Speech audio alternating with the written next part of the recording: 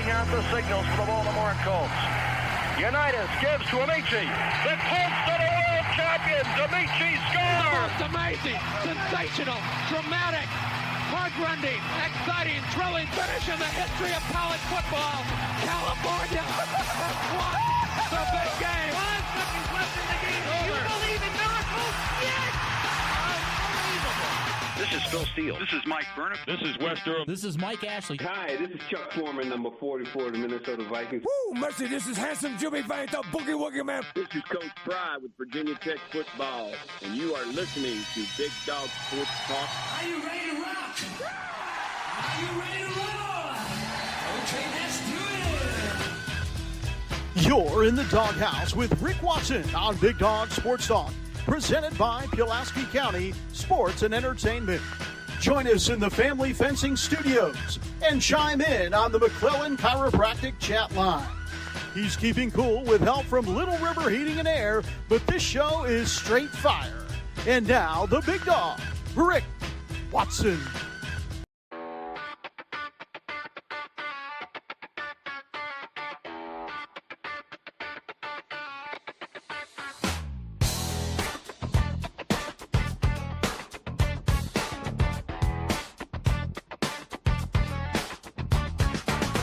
Rick Watson's got the mic, he's the big dog king.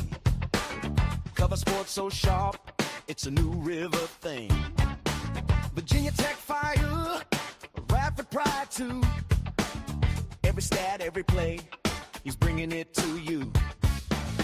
He's got that voice, deep as a valley, breaking it down, no dilly, no dally. Big dog sports talk, feel the bark, feel the bite. Rick's in the zone, every day, every night, from the Hokies to the Highlanders. He's got the spark, Big dog sports talk, lighten up the dark.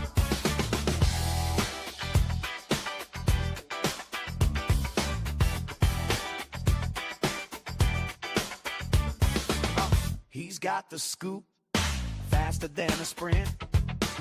Calling plays like a coach, every word's a hint. From the courts to the fields, the stories unfold. Rick's play-by-play, worth its weight in gold. With a laugh and a growl, he'll pull you in. Big Dog's podcast, let the games begin. Big Dog Sports Talk, feel the bark, feel the bite.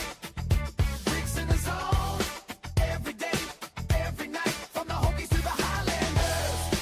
He's got the spark, Big Dog Sports Talk, lighten up the dark.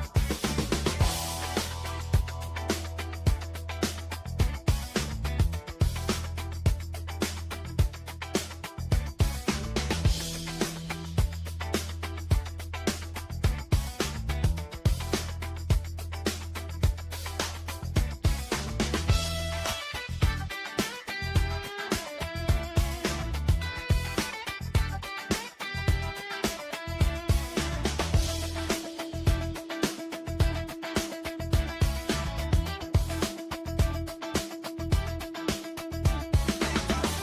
talk, feel the bark, feel the bite.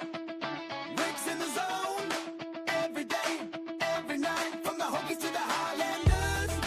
He's got the spark, Big Dog Sports Talk, lighten up the dark. Big Dog Sports Talk, feel the bark, feel the bite.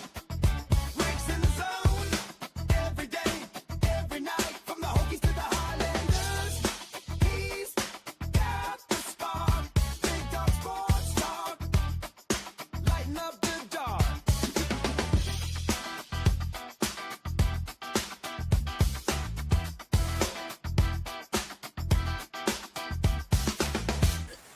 Hey, good morning. How are you here on this Tuesday?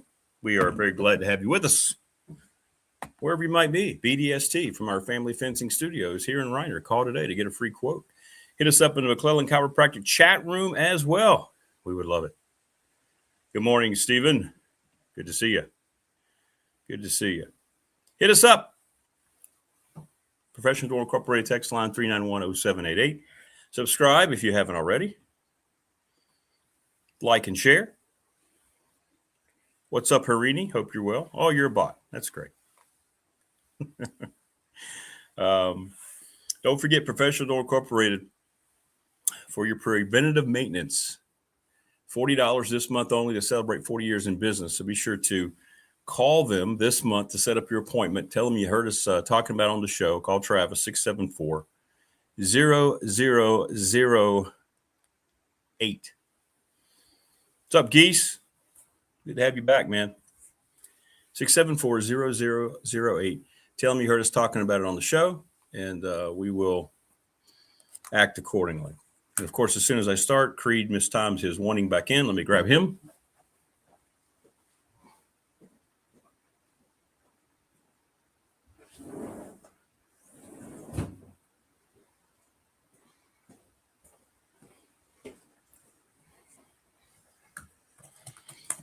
All right, now we're good.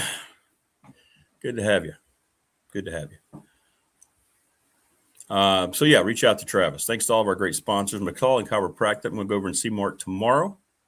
155 Walters Drive, sponsor of our chat room. Mention Family Fencing, 540-200-8294. That's how you can make sure that you get your quote. Pulaski County Sports Entertainment, congratulations on their award. On the jet skiing coming up in about a month. On what's going on at Calfee. Racetrack, Sportsplex, never stop. Our presenting sponsor here of the program. Little River Heating and Air, 1095 Radford Street, 540-533-2971. Lawson's Mobile Home Supply, 300 North Franklin Street in Christiansburg. Give James a call, 540-381-8011. Our BDST Fan Question of the Week brought to you by the attorney Ryan Pry. What do you want to talk about this week? 701 West Main Street in Radford. Trusts and estate planning. National Bank, member FDIC, the exclusive banking partner of me and this program. Thanks to Larry Ramsey for making my refinancing as easy as it was. Mention Professional Door. Reach out to them. I need to change that from 38 to 40, though. Now, let me do that. See, look, I'm going to update this on the fly. This is how cool I am.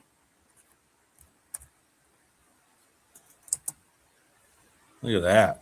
Now look. Look, 40 years in business. ReadySetFund.com. That is Bob Christ, BOBCRST11 @gmail. See how a series of text messages can help your group or organization raise money quickly. Just go talk to the Floyd County softball team. Sundown Electric, a wonderful reputation, 5-star reviews. Craftsmanship, clear communication, honest, and integrity. Jeff Smith, all about the community, and we appreciate his support. Go support them. And speaking of community, July 18th is our bash for the NRV Super Bowl, 382-5525. Reach out to Terry and Amanda. Enjoy what they do on the weekends. They got a lot of great stuff going on. So go hang out with them. So today we are going to have Brian Siegler from Boundary Corner and Mike Burnham. Yep, they had a good run, U.S. We'll talk about that a little bit. I didn't watch any of it. But I got up to see that they were beaten pretty handedly by Belgium, 4-1. So there you go.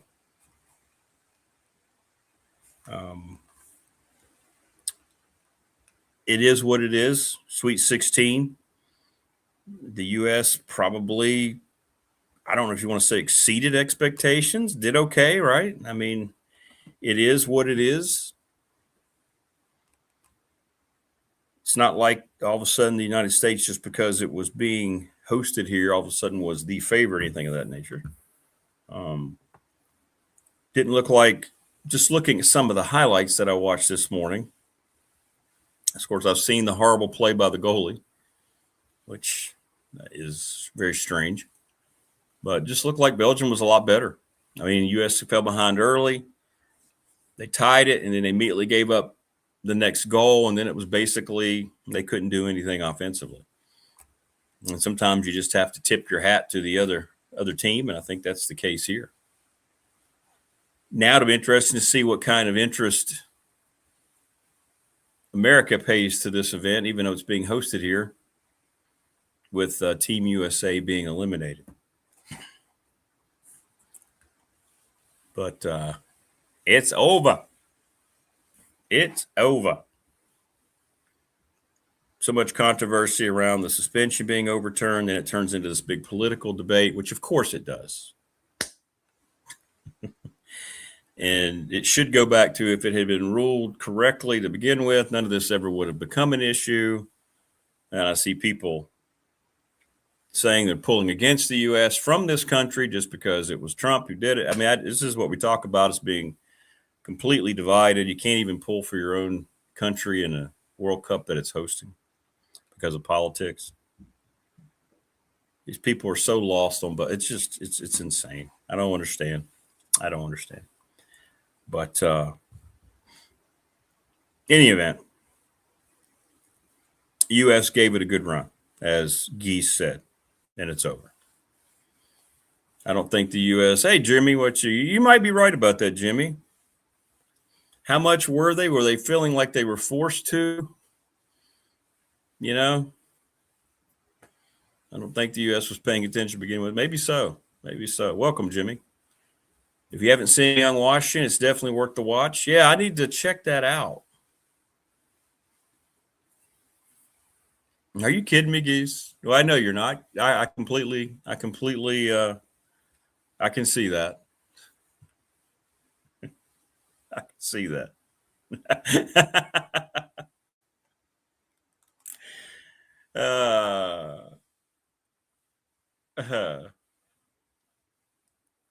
Muy bien, Geese. That's funny. Yeah. Young Washington did pretty well, didn't it? It got more of its opening weekend than Supergirl this past weekend. And I think, Tebow, they're going to make 3 of those movies, if I'm not mistaken. I think there's going to be a trilogy following Washington all the way through his presidency. So, what's up, the Rev? Welcome. Subscribe. Guy says, my grandparents came here from Mexico and love this country and what it has provided for my family. Absolutely. 100%.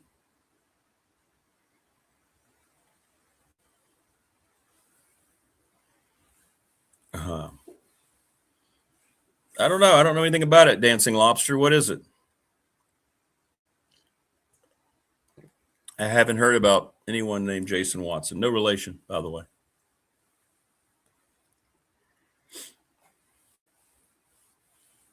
Thank you, Rev. Appreciate that. Hopefully you stay subscribed. Stop by anytime.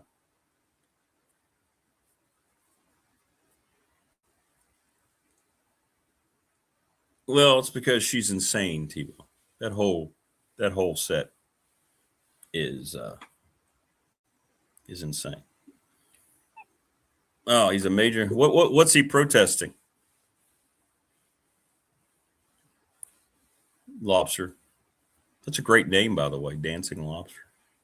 Kind of reminds me of the B-52s, Rock Lobster. Then they did a parody of it on the Family Guy. What's up, Noah? Welcome. Please subscribe.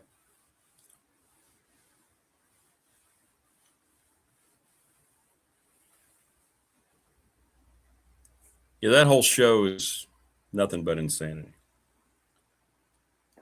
Tebow.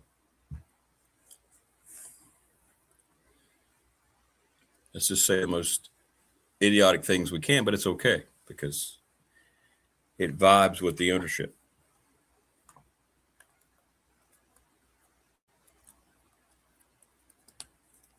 Thank you, Rev. Appreciate your help. Yeah, I think what I get tired of is meeting, Geese and Tebow. Don't you get tired of, we're proud. We just celebrated 250 years of this country, and it feels like we're always expected to apologize for the American culture. No other country's ever put on that kind of watch, if you will, it gets pretty old.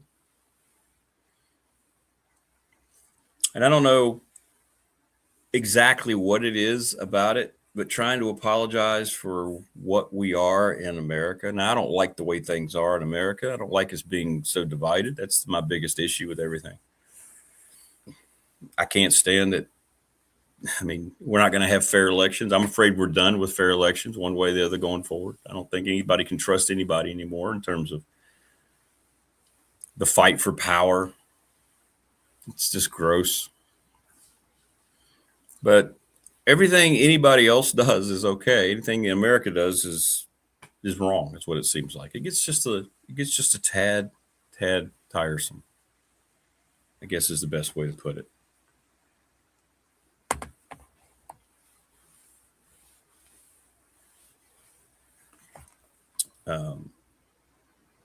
But in any event,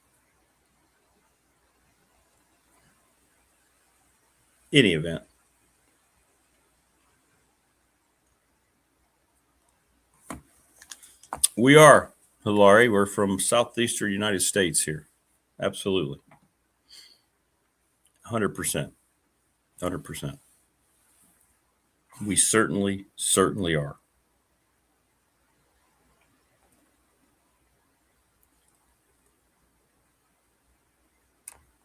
Sorry, we're getting a lot of text messages coming through on our professional door text line. It's good to see. Good to see. Lots of lawsuits, by the way, that aren't being reported a lot. Well, hey, hello to everybody in Estonia. Tell them we said hey. Hey, we don't have a subscriber yet from Estonia. We do have 15 countries. If you want to be the first, Hilary, it'd be great. People let politicians and the media divide people. Yep. Correct. The media loves to just dive headfirst into these agendas. That's exactly where we are.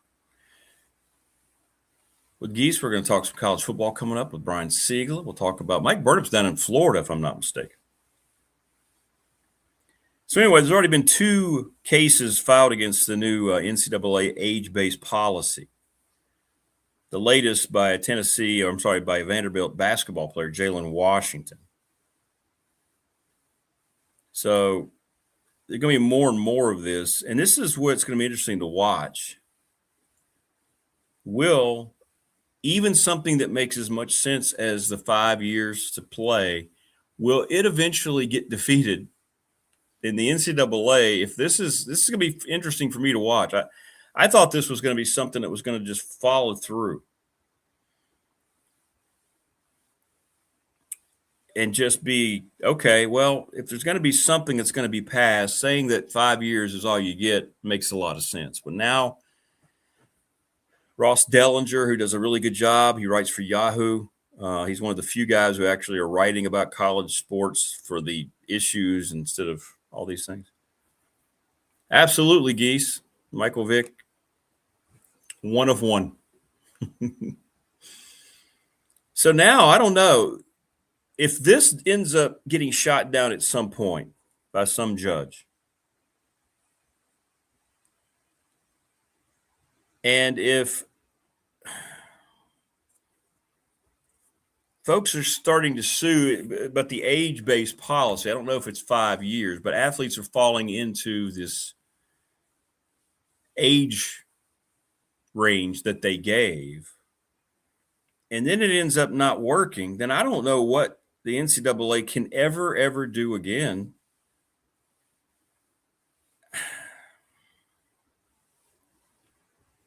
It's crazy.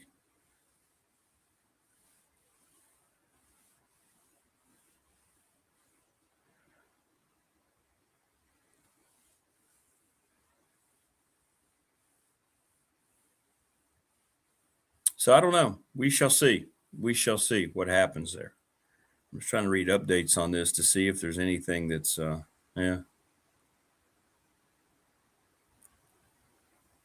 No, I mean, nothing yet. But the latest lawsuit has been made by this young man. So we'll see. It's concerning. And it goes back to, it's almost as if everyone outside of the people who are running the NCAA. I know it's made up of all the schools, but there are a handful of people making the decisions to represent all the schools.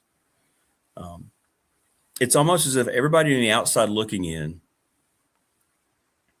understands how horribly things have been handled over the many decades and the monopoly that they had over athletes. And it's almost as if every opportunity now is just to reinforce how wrong it was for so many decades. Matthew says, I should have used a redshirt year in high school. So now, oh, thank you, Larry. That's great. We love Estonia. You're now the 16th nation that is represented in our subscriptions. I'll check it later to make sure that's accurate, but I believe that is accurate. And I hope you stay subscribed. So we'll see. We will see where all this goes. My guess is that this 5 and 5 years not going to happen cleanly anytime soon. So then it comes down to what's going to happen eventually with the unsustainable model of what players are making. I don't know. I still believe, and I'm going to stand by it, I believe that any change is going to be instituted by the two power brokers of the league, which is Big Ten and the SEC. I've been led to believe in recent days that their alliance isn't as strong as people think. The SEC is secretly kind of scrambling a little bit because they know now that technically they are number 2 behind the Big Ten, despite the posturing of ESPN and so forth.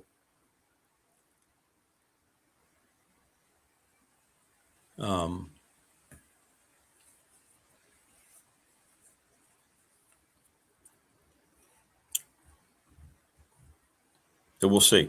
We'll see. But I think unless they decide to say, hey, we're going to do this from a conference level, and then all the members are on board, then maybe something happens there. I don't know.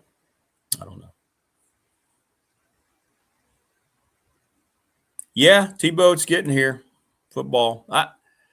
I'm trying to get excited. I think what helps is once you actually see games, and for at least those 3 hours or so, you can put aside all the issues that are going on.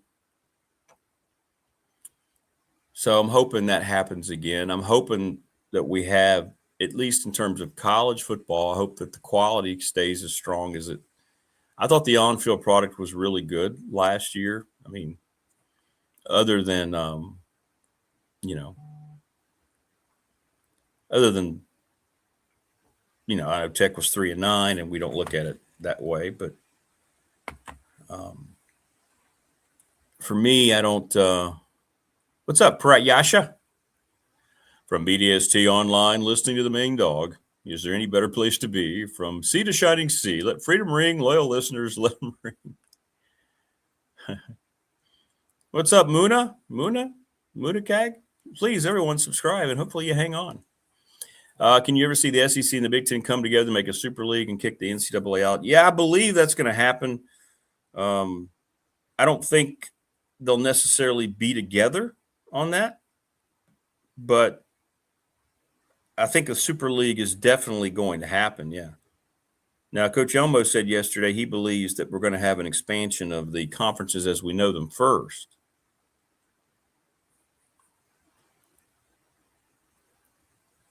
Thank you, Prajasha. I know I'm saying that wrong. I'm not bald. I just keep it tight. The light makes it look bald. It's fine.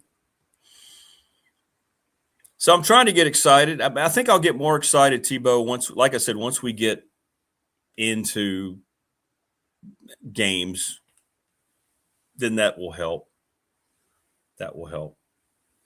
Wayne says, I think Belgium just scored again. So 4-1 in soccer is what? Kind of like 35-7 in a football game. So in other words, you got to be pretty good.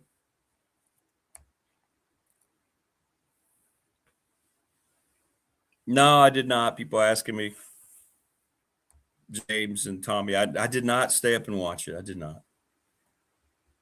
I mean, I was pulling for them, but it was already 8-something. It didn't start till after 8. I was pretty tired, had a lot going on.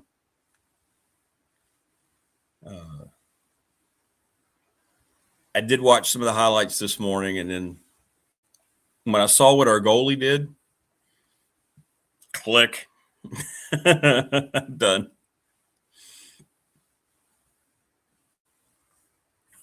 I'm done. But the field looks great. Love that grass. Imagine that. Imagine putting your best athletes on grass. Huh. What a concept, NFL. What a concept, college football. Yeah, 35-7. Yeah. I mean, it's a pretty convincing butt kicking. Belgium laid on the U.S. And now, like I said, I'm curious to see what kind of coverage it'll get going forward now that the U.S. is eliminated.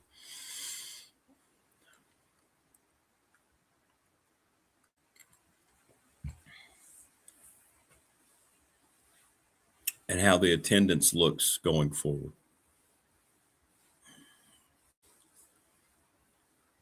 But like I said, I mean, Sweet 16, that seems like progress. I mean, haven't there been World Cups recently where the U.S. got eliminated right off the bat? So it is what it is. But it's like Tebow said, we're concerned here in this country about American football at all levels, high school, college, pro. It is water, Rev. It's not anything lacing it. Damn right, Tebow. So does the Broncos Stadium. Absolutely. Mile High. I still call it Mile High. I will always call it Mile High.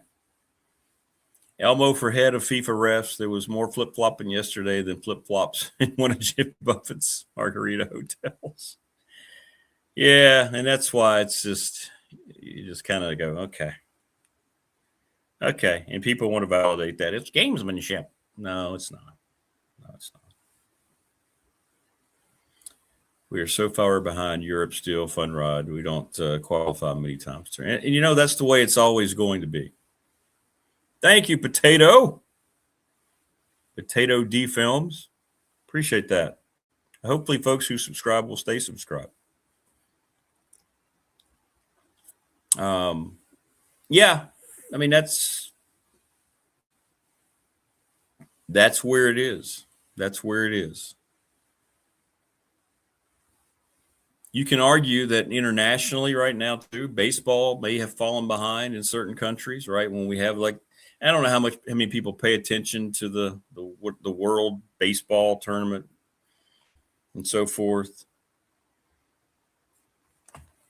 You know, that's why, you know, hockey, the gold medal was so huge, and how we felt. We've fallen behind for so many years, right? Since 1980, and then they won it, and it was really great. It's just the way it is. It's just.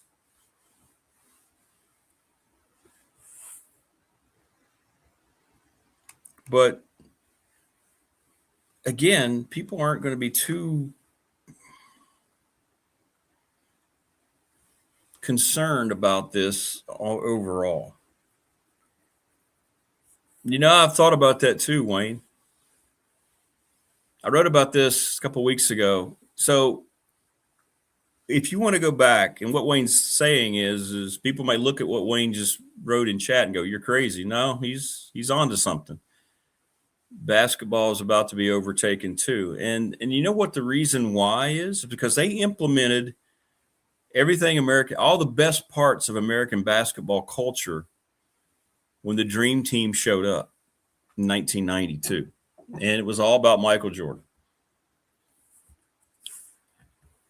And, you know, the IOC finally relaxed its rules. because the world kind of made them. Look, we're sending our pros, whatever country you're talking about. Why is the U.S. blah, blah, blah? So then the U.S. goes in, and, of course, that's the greatest team ever assembled, and they do what they do. And the world took notice. The world hired American coaches and instructors and started to incorporate American players into their league. And they just absolutely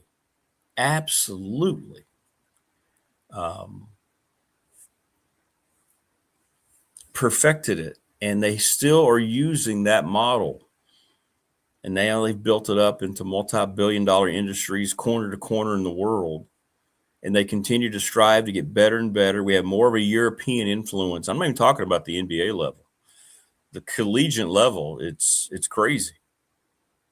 The top 5 players in the NBA now are all international players. The top 5, think about that statement. The top 5 players in the NBA are all international players. And you might say, who? Well, how about the current 2-time reigning MVP, SGA? He's from Canada. He was born in Toronto. Raised in Ontario, I believe. Of course, you have Wemby, who's French. You have Luka Doncic. You have Nikola Jokic. And you have Giannis, who just got traded. Think about that. That's your top 5 pretty much voted on players, and they're all international imports. Matter of fact, I don't even know who the first U.S. player would be that would show up there. Thanks, Rev. Thanks for stopping by. Thanks for subscribing. Enjoy your game. You're welcome anytime.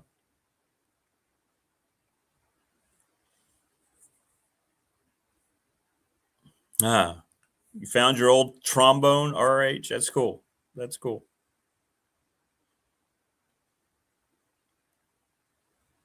No, I wouldn't say Barkley played better. Barkley was key. You remember he got in trouble. He was an enforcer. Remember when Michael got mad at Tony Kukoc? He and Pippen got mad, and they shut him down after there were some things that were said by Jerry Reinsdorf at the time about Kukoc would finally come in and be the thing that the Bulls needed. And Jordan and Pippen got mad. It's really good in that documentary about the Dream Team. You can't have that same vibe that the Dream Team had in 92. Now, people can say, hey, talent-wise, the game has changed, and you can make the debate about can the current players, are they more talented than those guys? And I say no, because I think it's not just talent. I think it's the mindset and the competitive nature that has to be added into it a little bit. I mean, it's easy to say, well, the game's evolved to this, the game's evolved to that. Boy, that team in 92. No, JJ, but I'm a big fan. Have you? Matter of fact, this Capturing Bigfoot documentary, they say, is finally coming out in October. I don't think Prometheus is here today, but we're looking forward to that. Love the lore.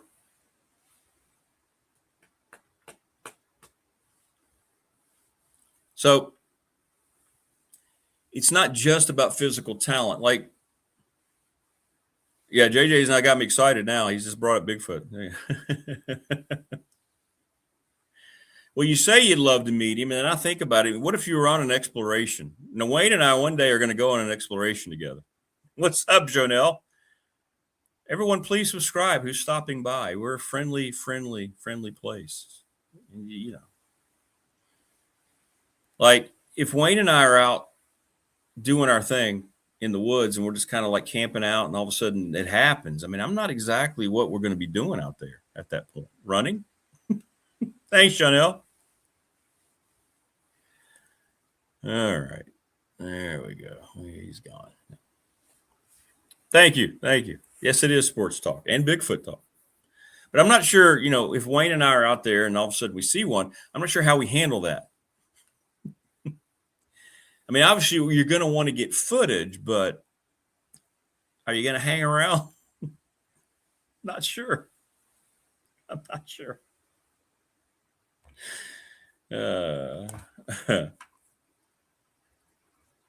But I do love the lore. There's no question I do.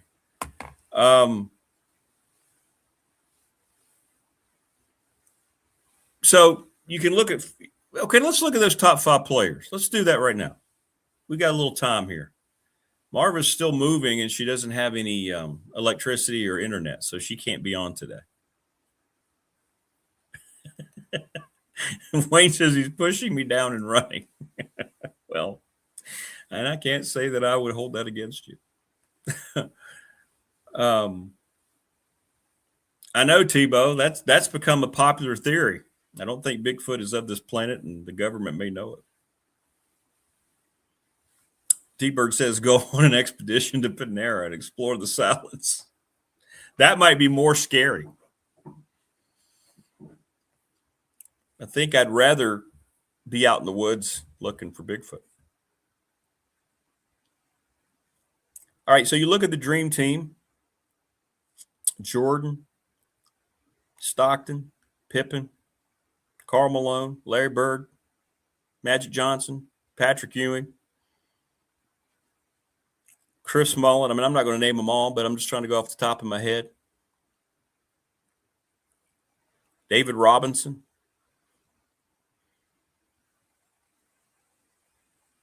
Are any of the top 10 players in the NBA today better than any of those guys? Wemby is an unfinished product, right? Oh, very cool, Janelle. You're a military kid. I certainly don't think there are any guards that are any better. I don't think SGA is any better than any of those guards that were on that team. Nobody's better than Jordan. Bird had all sorts of back issues, but he still contributed a lot.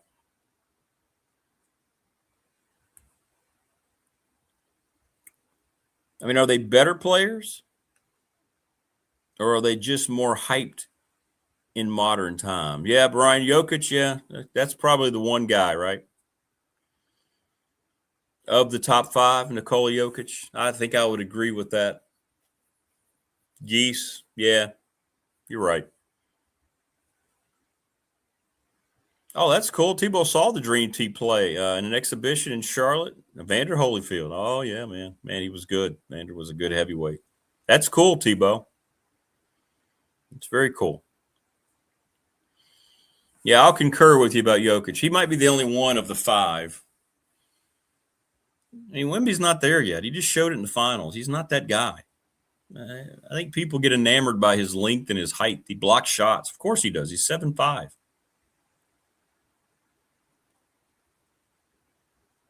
Is SGA ain't better than any of those guards? Yeah, absolutely. Larry Bird should be in everyone's top 5. He does get disrespected a whole lot, and I don't understand that. People just didn't watch him play. They didn't pay attention.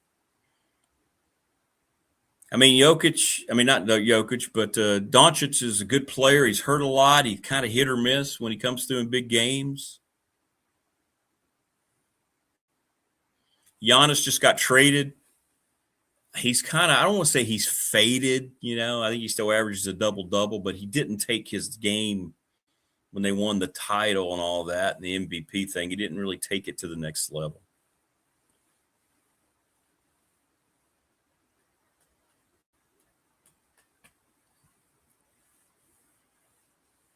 But I think what it is, just take away physical talent. Let's don't even put the debate there because people are always going to debate about it. Let's just talk about the will to win. The competitive nature of the game then as opposed to now. Cooper Flagg. Kind of seems like a little bit of a throwback guy, mindset-wise, seeing some interviews. But those guys losing to them, and at that time,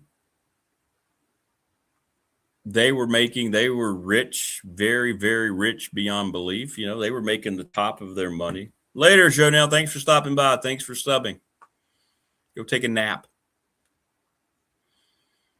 Jokic can't guard anyone. Well, he's not a great defender. But losing to those guys was the worst thing in the world. And I just don't believe that in this generation that it's the same vibe. Not when you're willing to take 17 games off to meet your minimum. Not when you share the same agent.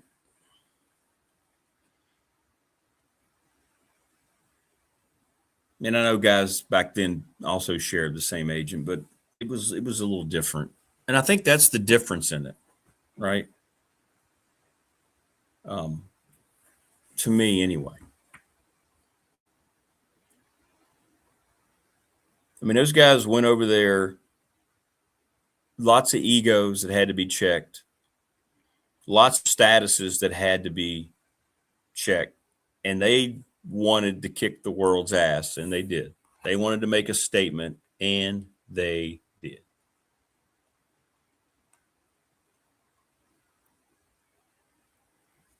%, they did.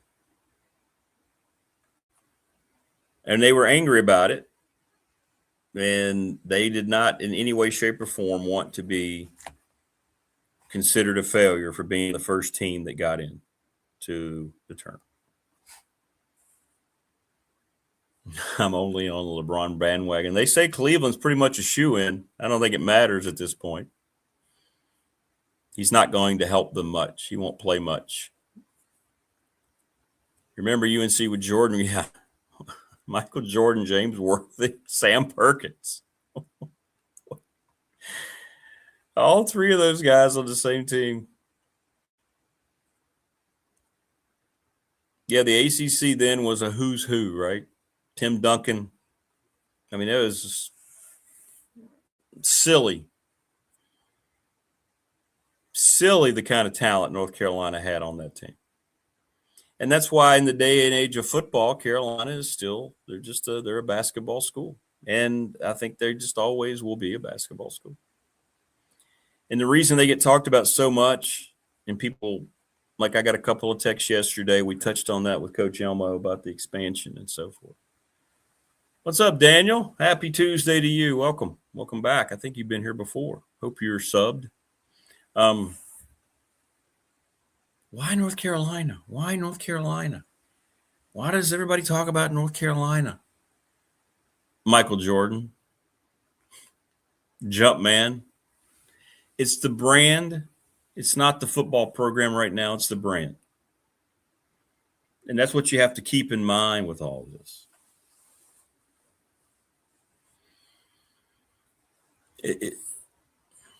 We know where they are football-wise, but it's the brand. Lenny Bias would have been – it's interesting to see what would have happened with his trajectory with Michael Jordan. I remember I was walking around Radford University as a freshman, and I think I was in having lunch in the in Moffitt, and on the TV they had, then because ESPN was actually reporting news, they had breaking news, and they reported that Lenny Bias was dead, that they suspected it was a drug overdose. I'll never forget that day. And you were just kind of like in shell shock. And there are a lot of people who speculate that if Lenny Bias would have had his NBA career, that we'd be talking about Lenny Bias and Michael Jordan.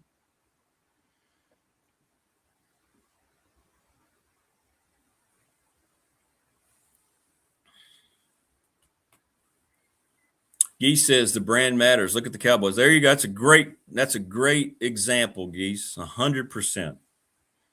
Haven't been to a conference championship game in 30 years, but are always the main topics. This is why you're the best audience on YouTube.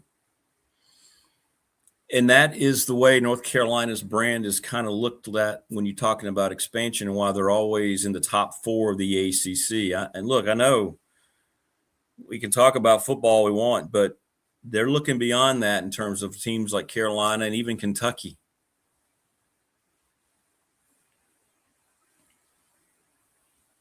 But the Cowboys is a great example because they are the richest professional team in the world. And it's all because of what? That star on the helmet, the Dallas Cowboys, that brand. If Jerry Jones has done nothing else, he has absolutely and utterly brought the Cowboys into the evolution of marketing, even though they haven't won in that long, 32 years. Their brand is absolutely 100% the biggest NFL brand in the world because it's the biggest, most expensive team in the world. You can go anywhere in the world and mention Dallas Cowboys and people are going to know who you're talking about. They're going to know what they look like. How about that? You go to any corner of the world and say, hey, Dallas Cowboys, and they're going to see that star helmet in their head. There's not maybe a handful of teams in the NFL you can say that about. So it's the same thing with Carolina.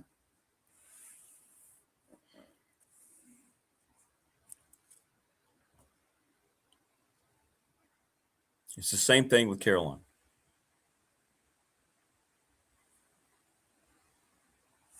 Now I knew it. Chris goes, so what do you think? Who do you think's next in the NFL and branding? Thanks on the professional door text line. It was funny, Chris. I had a thought enter my head. Somebody's going to ask me about who I thought would be next. Whew. We're talking worldwide brand in the NFL. Now, individual players, I don't know how big NFL stars transfer over. We've talked about this. Patrick Mahomes.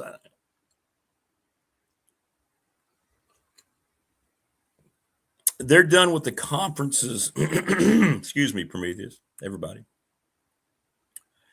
They are done with the conferences. Football leads the way. Football will base it, but they're not. Like, in other words, you're not negotiating with the Big Ten or the SEC or whatever. Strictly on football, they are conference. Like, for instance, the ACC's deal with the ESPN, none of it is strictly football. We know that's why the dollars are so big. We're not silly. We know that. But, for instance, ESPN broadcast SEC basketball, Fox, Big Ten basketball. ACC basketball shows up on the ESPN-owned stations, right? That's the way it works.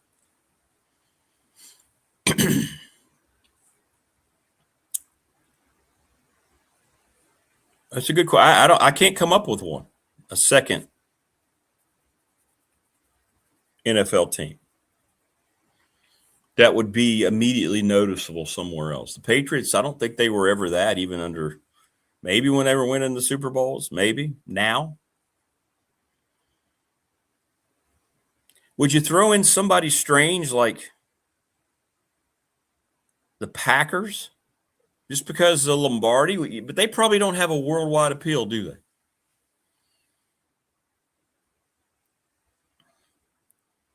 That's a great question.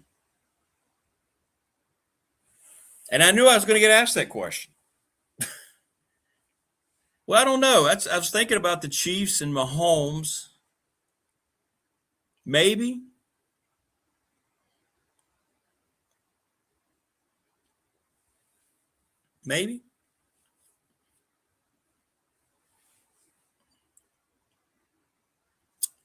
That deserves some extra thought. And then I'm running through the divisions. You know, one team that has an identity that is bigger than its success is your Oakland Raiders. I'm sorry, your Vegas Raiders, Prometheus.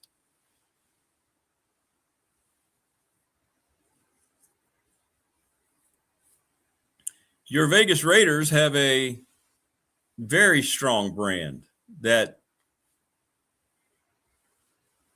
emanates with many, many international NFL fans when those teams show up, when those fans show up. I see a lot of Raiders gear for games that aren't even, I mean, they're playing in Germany or wherever they're playing, and it might be, you know, whomever it might be, the Bills against the Lions, and I see a lot of Raiders stuff. Because before Jerry Jones, Al Davis understood all that stuff. So the Raiders brand is very, very strong. Silver and black.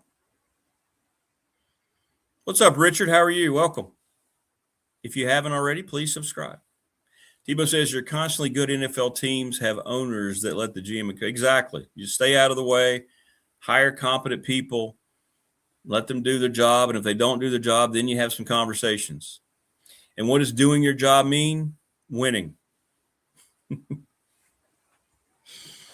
And it's what David Smith, this is one of the many reasons he's the best analyst of the league out there. It's all about results. And that's why no matter what you say about the NFL,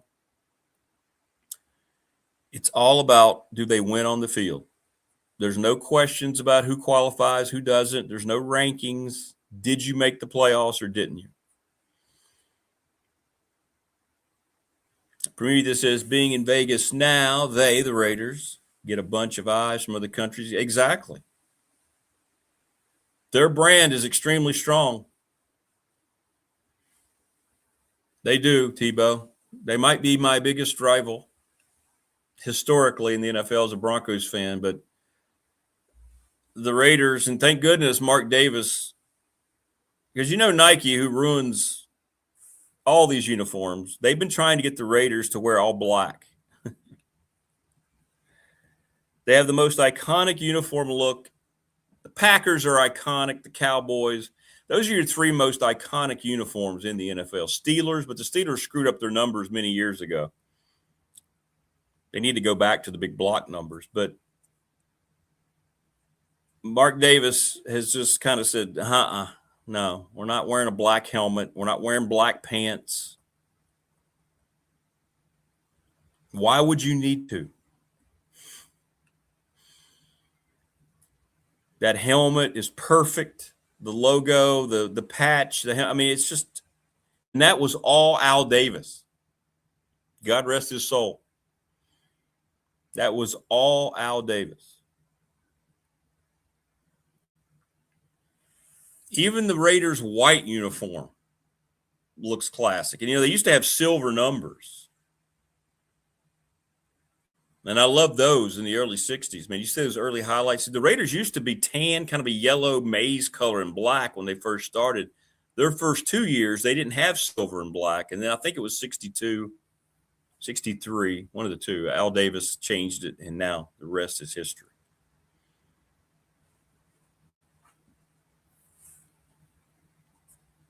I think people thought the Patriots had it, but it was Brady's brand. 100% correct, yes. Because if the Patriots still had their brand, they'd have had that same feel to a team that just showed up in the Super Bowl, but it didn't in any way, shape, or form. It was Tom Brady's brand. That's 100% accurate. I agree with that totally. Tebow says the Eagles' Kelly Green is nasty. It is. Oh, my goodness. What a great uniform. But, of course, we're not going to do that. We're going to continue to wear the very dark green and then black.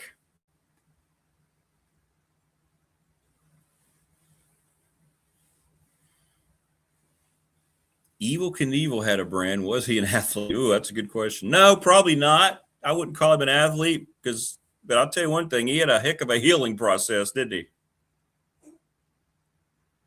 What's up, Michelle? Yeah, they still have, those colors, yeah, they do. On the throwback, when they celebrate the AFL, people will wear those old Raiders colors. There seems to be teams of decades. Kansas City has this one. New England had the last two. Cowboys. 80s. Yeah, the 80s is, 49ers. Giants. I mean, yeah, you could kind of split it up. Yeah, the Eagles never should have gone to the dark green, and they continue to wear the black. Terrible uniform. The Eagles have a great looking uniform, and they go to it, and everybody brags about it, and then they go back to they're wearing their same crap. They change the eagle wings. It doesn't look as good.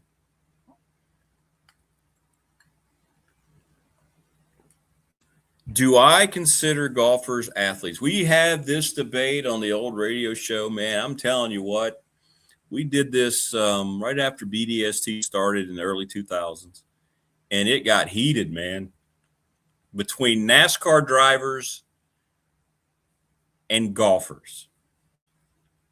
Are they athletes? Golfer, in my opinion, is more of an athlete than a NASCAR driver. Pickleballer, pure athlete.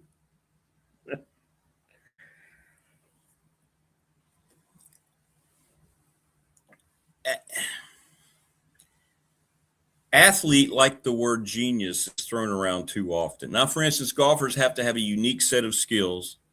Why am I sounding like Liam Neeson now? I have a unique set of skills. If I find you, I will kill you. And I know that didn't sound anything like Liam Neeson.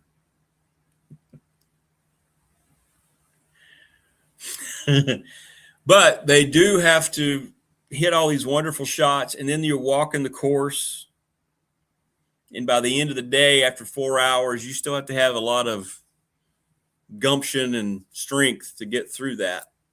Is that athleticism or is that conditioning? I know it's tiresome to be behind the wheel. Now, back in the old day, you can make a more of an argument for the athlete in NASCAR than you can now. Is Joey Chestnut an athlete? Damn right. John Daly was athletic as hell, too. Between sips of whiskey and his cigarettes while he's playing the Players' Championship. For me, this says there's levels. They are low-grade athletes.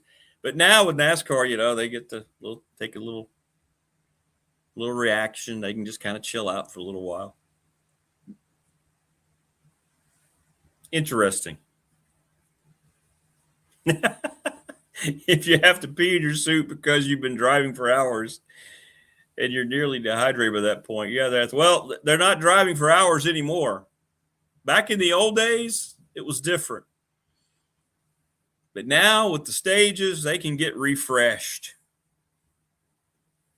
Absolutely, they can. They 100% can.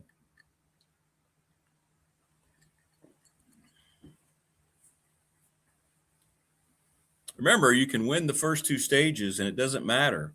I mean, whoever wins the third stage wins the whole race. So what if you have a dominant car, right? Don't get me started. I didn't let's see here.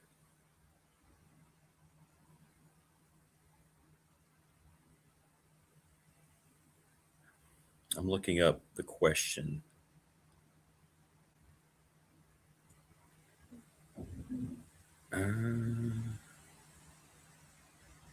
Formula One does not have stages during the actual Sunday race.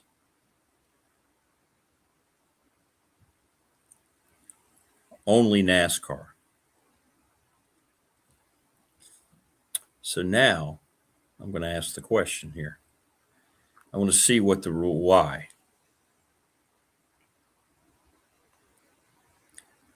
So NASCAR introduced stage racing in 2017 to boost TV viewership. But that's really worked. What's up, Abby? Good to have you back. Incentivize aggressive racing throughout the entire event and accommodate scheduled commercial breaks. Ding, ding, ding, ding, ding. Throw out all the other reasons. It's all about advertisers. Stage cautions create planned stoppages for networks to air advertisements without missing green flag racing action.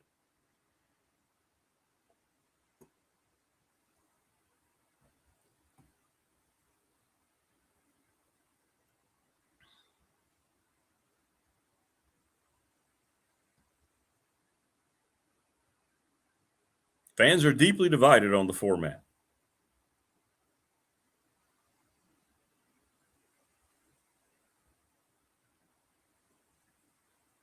Restarts give fans of certain drivers a new opportunity to have a chance to win. That's what it's all about. Anyway, sorry. Yeah. Next time we get Stacey Compton on, we'll have to ask him about that.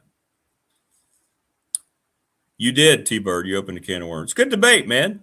Good debate. I haven't watched a NASCAR event since they went to state. It's didn't realize it had been 10 seasons. USA, Joey Chestnut representing. We're still the best eaters in the world. Can't take that away. So basically, we got the explanation. It's all about advertisers. So F1 does not have stages.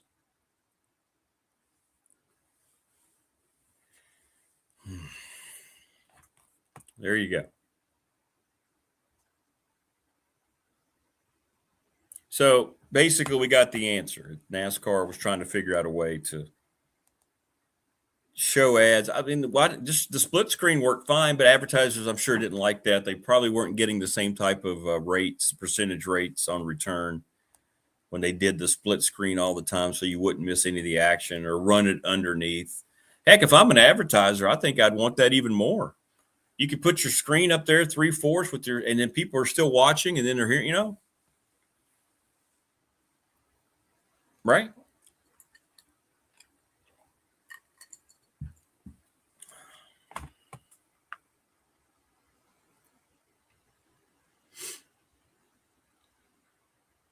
Interesting.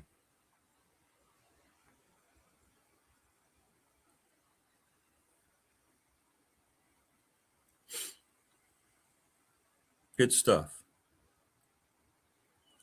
No, NASCAR does have stages, Michelle. They do. The Daytona 500, I know, has stages.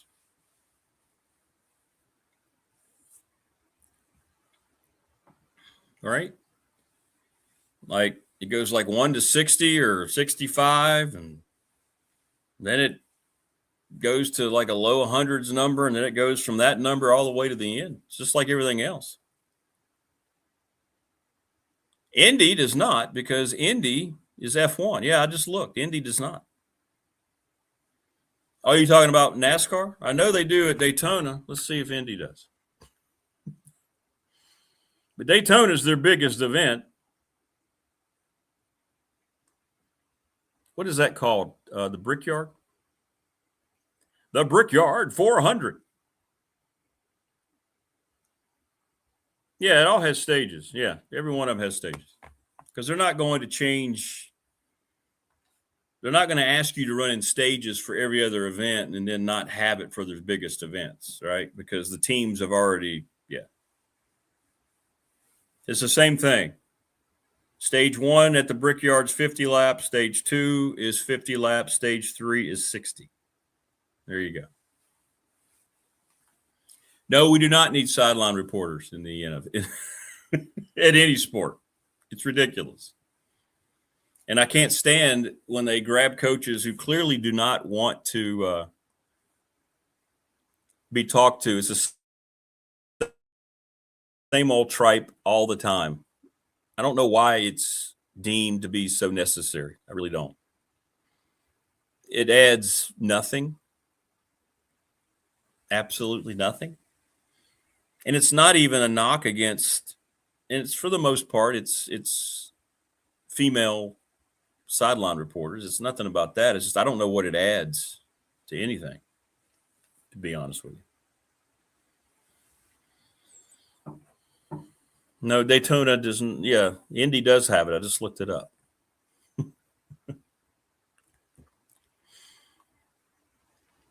Brandon says we need Rick to broadcast a NASCAR. I tell you what, I used to run some of the old NASCAR races a long time ago at the radio. Those guys, back the old the NASCAR radio network, those guys were unbelievable. They would have a different guy, located at each segment, each corner, because you run out, you can't see the whole race, right? So they'd have them positioned, and they would switch off. Like you'd be rounding turn 2, and then all of a sudden he'll just say, takes the lead, so-and-so. Bobby Allison takes the lead, heading into turn 3. And then all of a sudden they'd go to the next guy, and he picks it right up. It's amazing. They are very talented. I'll tell you that. They are very, very talented. Very talented. And they just it would just flow, man, the old NASCAR network. I don't know how it is now. I haven't listened to a race in years, but I guess they have to do it the same way. Of course, now with television, they, the way they've increased the presence of cameras and stuff, they probably don't have to.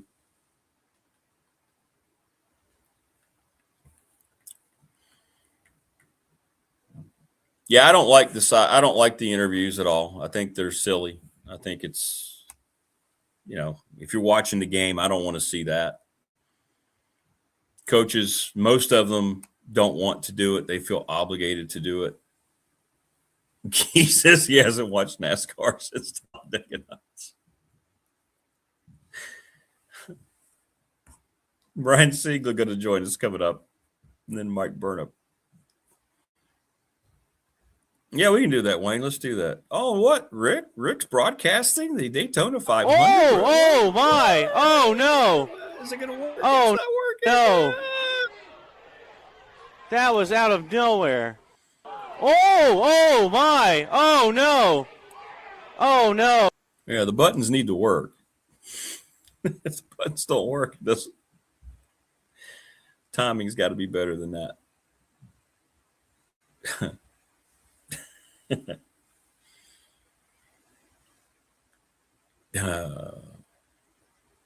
Prometheus, good point. Changing the rules have ruined most of our sports. The roughing penalties, 100%. No hand checks, and don't get me started with baseball. Yeah.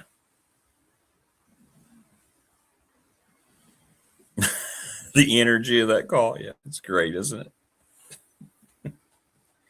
Shake and bake.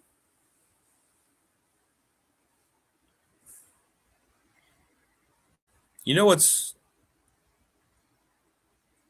not a good movie, but I will always watch it, is Days of Thunder. It's a terrible movie. Terrible. But Robert Duvall's in that movie.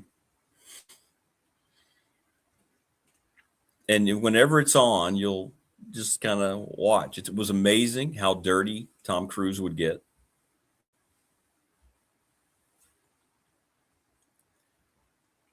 In the car, as if he were running dirt tracks. He would be absolutely covered in filth.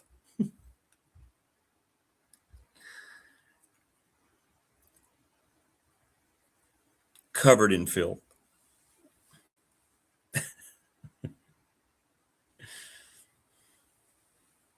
BDST question of the week. Brought to you by the attorney Ryan Pry. What unconventional or non-popular sport would you like to hear Rick broadcast? Some might say I do that now, Brandon, with certain sports. The terrible movie I watch all the time is Freddy Got Fingered. I don't know that. Is that Freddy Krueger? Curling, disc golf. Oh, I'd have to put on a terrible accent to do that. Do you have to be quiet like they do at NASCAR events for disc golf? Everybody's saying curling.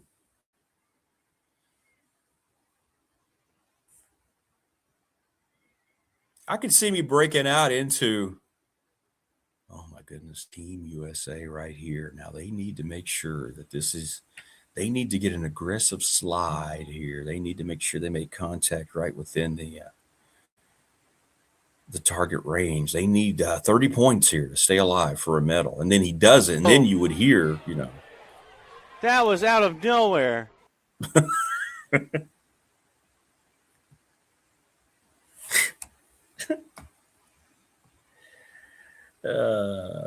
Yeah, that was my thoughts as well, Brandon. That's going to be fun.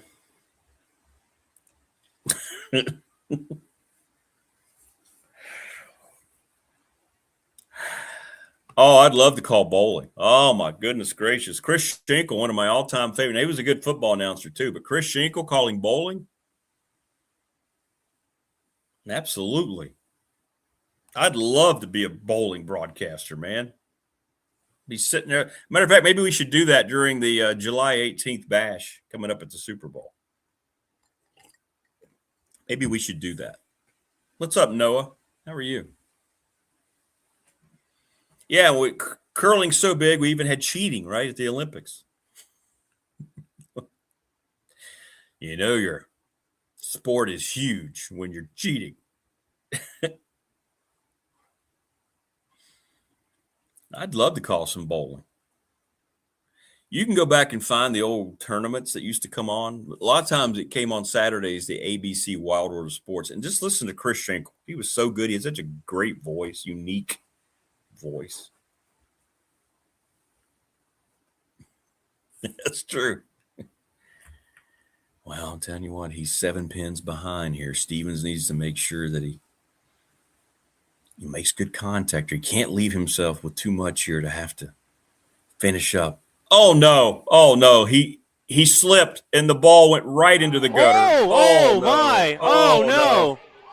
Oh no. That was out of nowhere. Thunder says the best ever in-game interviews were when they would interview Dick Trickle during caution. That was everyone's uncle that had to light up and talk to you on the back porch. Thanks, Noah. Good stuff. Chat, you're always awesome, but the McClellan chat room today has been awesome. Awesomer. I just made up a noise, made up a word. Oh, yeah, that guy's funny, too. The boom goes the dynamite guy, Geese. Yeah, he's great. He's great. He has 9 balls and needs him for a split. Oh, no, he pulled a hammy. All right. Y'all can continue however you want. Joining us now on the program is Brian Siegler from the Battery Quarter Podcast. What's up, man? Hey, man, what did I come in on? You name it. It's been one of those mornings, which is great. We're in the summer. We don't have football yet. We're just kind of getting through it, Hey, playing it fast and loose. Fast and loose, baby. Exactly. And I'm sure you guys deal with it some. Now, you're more concentrated on tech stuff, but, you have to sometimes fill in some talking points, right? We can get off the rails a little bit. I mean, the one thing, when you think about, like, the weekly or bi-weekly podcast in the Hokie sphere, we definitely are the more long-winded crew, and we definitely get off topic from time to time. So I feel you. Look, one time on the old radio show, we talked about, mid-2000s. We went through the $6 Million Man, went through remember the Bigfoot? Remember Andre the Giant when he was on that show? Whether he was a cyborg or I can't remember what else it was. And it ended up being a 3-day. I bet you we had 100 calls. It was so stuff like that. Something you just go, I don't know what just happened, But it's great content. So I'm just going to let it happen. Exactly. Let it happen. It was cyborg or robot. That's what it was. And it was crazy. It was crazy. But in any event, did I miss your birthday? Wayne's saying happy birthday at the Yeah. It was the end of last week. So yeah, it was a good one. It was a good one. We had a good time. We went out to La Mer here in Richmond for dinner, and then we went down to Virginia Beach for the weekend and hung out with the in-laws. Went down to the beach a little bit and had a good time. Yeah, I mean, hanging out at the beach on a birthday, that's always a good thing, right? It was a little warm. We were done by about like 12:31, but But it we happens. were all right. It happens. It happens. Are you any closer yet? Where are you on trying to get ready for a season prediction? Where do you guys stand? Are you starting to rev up on your? So we've got a more concept episode we're doing tonight. That's going to be pretty fun. So I hope everybody joins for that. We're going to start our gathering our panel together for our season preview. And that's going to take place probably the first or second week of August. And then we're going to start throwing predictions at the end of that and into the next week, as far as just our crew together. We'll probably go, we'll probably throw a prediction at that panel, and then we'll go kind of game by game the next week with just our crew, there in August. So I think we're starting to kind of feel things out and kind of get a good idea of how we're feeling, but I think we're gonna hold off for now, as we kind of roll into August and kind of start ramping things up a little bit. So CBS Sports put out theirs, and I noticed that it was strange. In the tech synopsis, they had them losing to Clemson, but when they had the Clemson bio, they had Clemson losing to Virginia Tech. I'm thinking, wait a minute, you guys needed to go back and do some fact checking on that. Someone didn't compare notes. Can't have it both ways. Sorry. Yeah. Sorry. So you got to compare notes here, guys. So they had them 8-4. Did they really have them 7-5, 9-3? I don't know. These are all opinions, so none of it really matters, but it is fun talking points, right? I mean, hey, you know what? I mean, I like where we're standing. I feel like the floor of the roster has been raised pretty significantly, just from a talent perspective. But you still got to go out there and put it all together, and that's kind of where the question marks are. And there's still one or two position groups that have me a little concerned heading into the year. But just overall talent wise and depth, I feel like we're in a lot better position right now than we were last year. So, I don't think we're going to see, us fall flat on our face, barring, several catastrophic injuries. But at the same time, I'm not sure where that ceiling is yet. Yeah, that's a good way to put it. Absolutely. Absolutely. Prometheus asking, we've been talking about this a lot. It's kind of a mixed bag right now between some of the people we have on the show. So we know that this thing's about, at some point, what it's going to look like. I don't know. Coach Elmasian thinks they're going to go another conference expansion before the break off, right? To make the break off easier. A lot of people think the break off is going to happen, but I think what Coach Elmo said makes more sense, because conferences want to position themselves for the next TV contract with as much branding as they can. Do you think Tech is safe in the large picture? A lot of people here in chat do not believe they are. They feel like that's why they're promoting all these moves they're making now. Maybe they were thinking ahead for once, which is why they honed in on just James Franklin. And, he was the one guy that they had to have. They got him, and they've been, money. They hired the new AD for fundraising, money. They bring his guy from FAU. Oh, he's a fundraiser. So do you think maybe Tech's thinking they're not in that group yet and they're trying to get there? What do you think? I think they thought they had some work left to do. That's not to say they couldn't have skated in as one of those final teams in any sort of realignment shuffle. But it's always good to have a little bit of cushion. And I feel like James Franklin, you go out there and stack some wins, you get your money right. That makes a lot better case across the board, especially if you start, having some success in some of the other sports as well. But we know right now that football is king of this thing. This thing is all revolving around the money that football generates. So if you can get your financials right on the football side, that makes a much better case for where you sit, especially when you talk about, none of the big conferences are really tapping into the Virginia market. So there's, only a couple opportunities to jump in there. And I think Virginia Tech has positioned themselves as being at least one of the two opportunities for those, larger conferences to kind of jump into that market. So when you do that, and then you get everything else right on the financial side, I feel like that puts you in a very good position moving forward with any sort of realignment discussion. So I think it was one of those things where Virginia Tech might have been in anyways, but you wouldn't have had any cushion. And I feel like these moves gives you a little bit of cushion. And it sets you up for when those discussions happen, you're in a much better place than you were a year or two ago.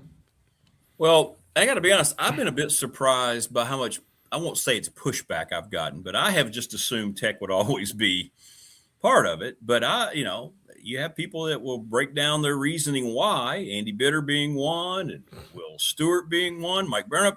So, but they have the two things that I think make them a slam dunk for me. I mean, 3-9 last year, and the team hasn't been good recently, yet they're going to sell out every game. The atmosphere, and they're, even though I know it's an aesthetic thing, but their entrance is known throughout all of college football. They have all the things, the support, right? They know that their fans are going to travel.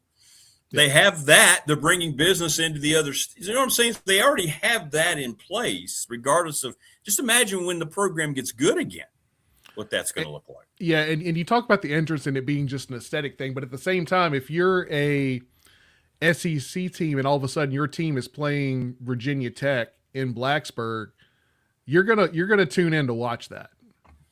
Yeah, right. You're gonna take the time to watch it, right? Yeah, so I think that is the thing that the entrance is, like you said, aesthetic, but it's still going to draw eyes to the television, especially for some of those SEC fans that have kind of watched it from from a neutral standpoint, and now are kind of potentially getting in there and, oh, well, my team's playing Virginia Tech, I got to watch this, and I got to tune in early to watch this entrance against my team. So I think it's not nothing. It may not be everything, but it's certainly not nothing.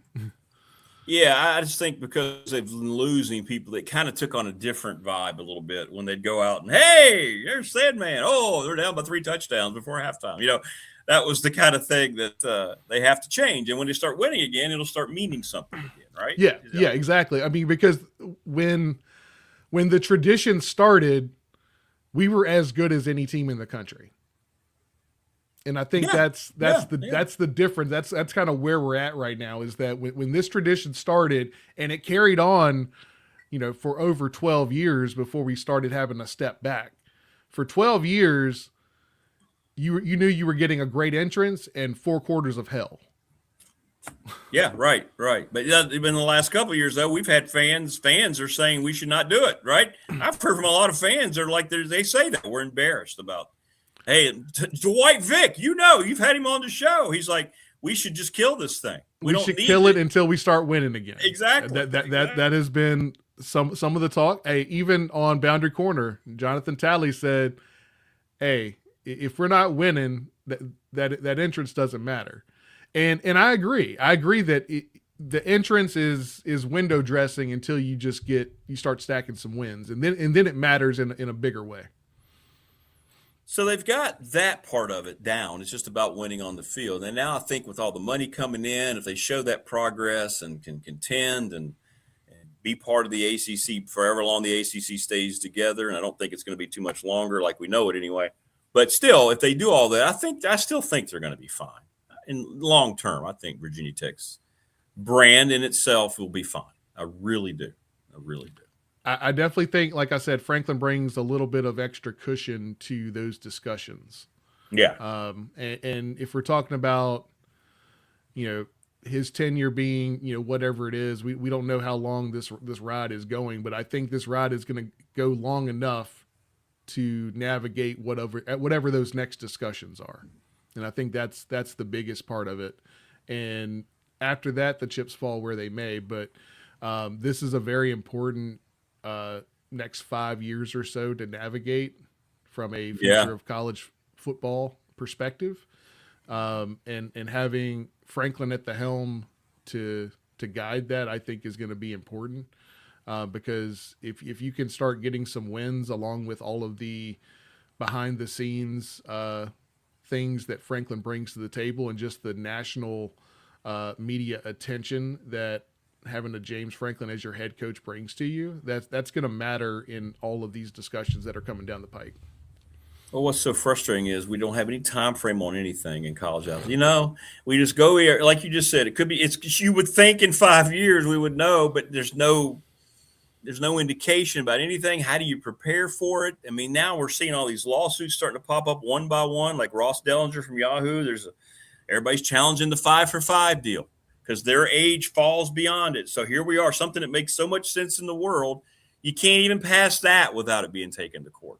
It's just bizarre where we are. It really is. Yeah. Well, you know, and some of this is on the NCAA for not being proactive, yeah. you know, going back, over a decade at this point. Ed O'Bannon, like as soon as Ed O'Bannon happened, they should have started planning for the future instead of just fighting the inevitable. Yeah.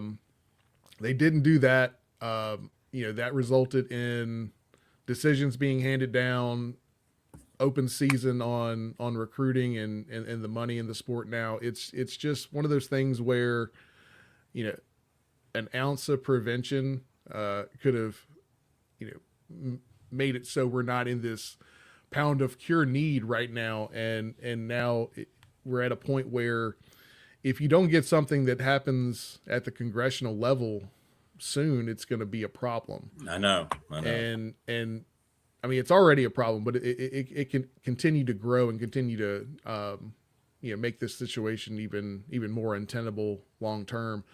And I don't really know if what's kind of circulating through Congress is gonna get the thumbs up. I mean, it's probably the best attempt so far. The reason that you feel like you can say this is probably at least a good start, and is that people on the right hate it, people on the left hate it, people in the SEC and Big Ten hate it, some people in the ACC and Big 12 hate it. Like everybody hates it a little bit, but that's probably a good thing because if it's favorable to one side or the other, or one political spectrum or the other, then you're probably working with something that's not going to be a long-term solution. At least this seems like there's a lot of things to like in it. There's a couple things that each pocket of this discussion hate a little bit, but I think it's something that's at least gives you a starting framework that can always be tweaked down the road.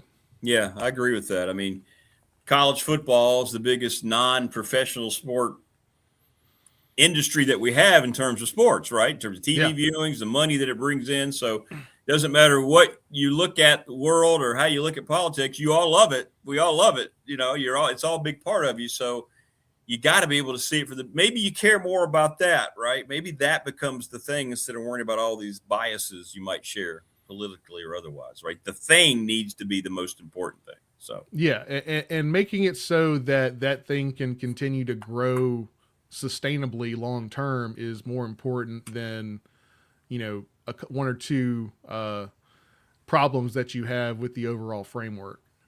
Yeah, I'm with you.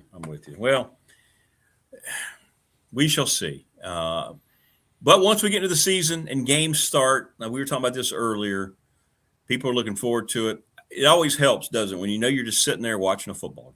At that point, you can just go, all right, let's just forget about it for a few hours and let's just see what happens today. And Brian, I've said this last year. I think it showed a lot. I thought the quality of college football was really high, and I think the portal was the reason why. No matter what game you watch, not just a Tech game you just watch a random game on a Saturday night in the WAC, you're going, this is pretty good. These guys, the game somehow has improved through all these things that are going on, the game on the field. And I can't say that about the NFL in any way, shape, or form. I think it's regressed in many ways.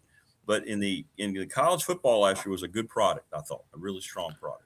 It's a good product, and I feel like, people really slammed some of the discourse that was going on with Saban and all of the I had a guy on my roster that was second or third string, and now he's getting, twice the offer to play somewhere else. That's a good thing. That means that Alabama's not sitting with their third stringer that's, a high 4-star that could be playing somewhere else. You don't have these, one or two teams that are hoarding 3 levels of talent on their roster at any given moment where, they could take 2 injuries at one position and still be okay. you're not going to have as much of that with NIL, because there's always going to be a market for those, 4-star players that may not be seeing the field after a year or two to play elsewhere. So you're going to end up spreading the talent out a little bit more, because even the deepest pocket team isn't going to pay, several $100,000 for a third string linebacker. Yeah. So you're not going to get to that point. So I think that's why this is a good thing. It's going to spread the talent out a little bit more. That's why I'm not a huge fan of the expansion of the playoff, because you're going to see more opportunity for teams you haven't seen in the 12-team playoff start, making a push for that as this talent continues to get distributed throughout, some of those second tier, third tier teams. I mean, I know we look at Indiana and we say that's kind of an aberration, but I think that's long-term going to be something that could happen at a lot of places. Not necessarily a historically bad program like Indiana. Yeah. But teams that have had, some success in the past and have good financial setups, and, when they get the cocktail right, they can make their push, whether that's, once every 5 years, once every 10 years. I mean, that's nothing to sneeze at compared to kind of where we were in the 2010s, where it was basically, if you weren't one of 6 teams, you didn't have a chance. I know.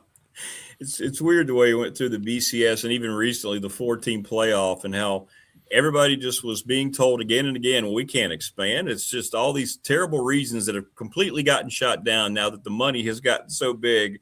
But you're right. How silly was it that a 13-0 Florida State team was left out of the playoff? And what reason did they make up? Oh, they lost their quarterback, so we can't put them in. Just things like that. It's hard. And, that's only been a few years ago. It's not like this is 10, 20 years ago. It just shows you that the evolution, it has come a long way, and it needs to come a little further, throughout the whole thing. And my big problem with that is I feel like we kind of lost the narrative on that selection.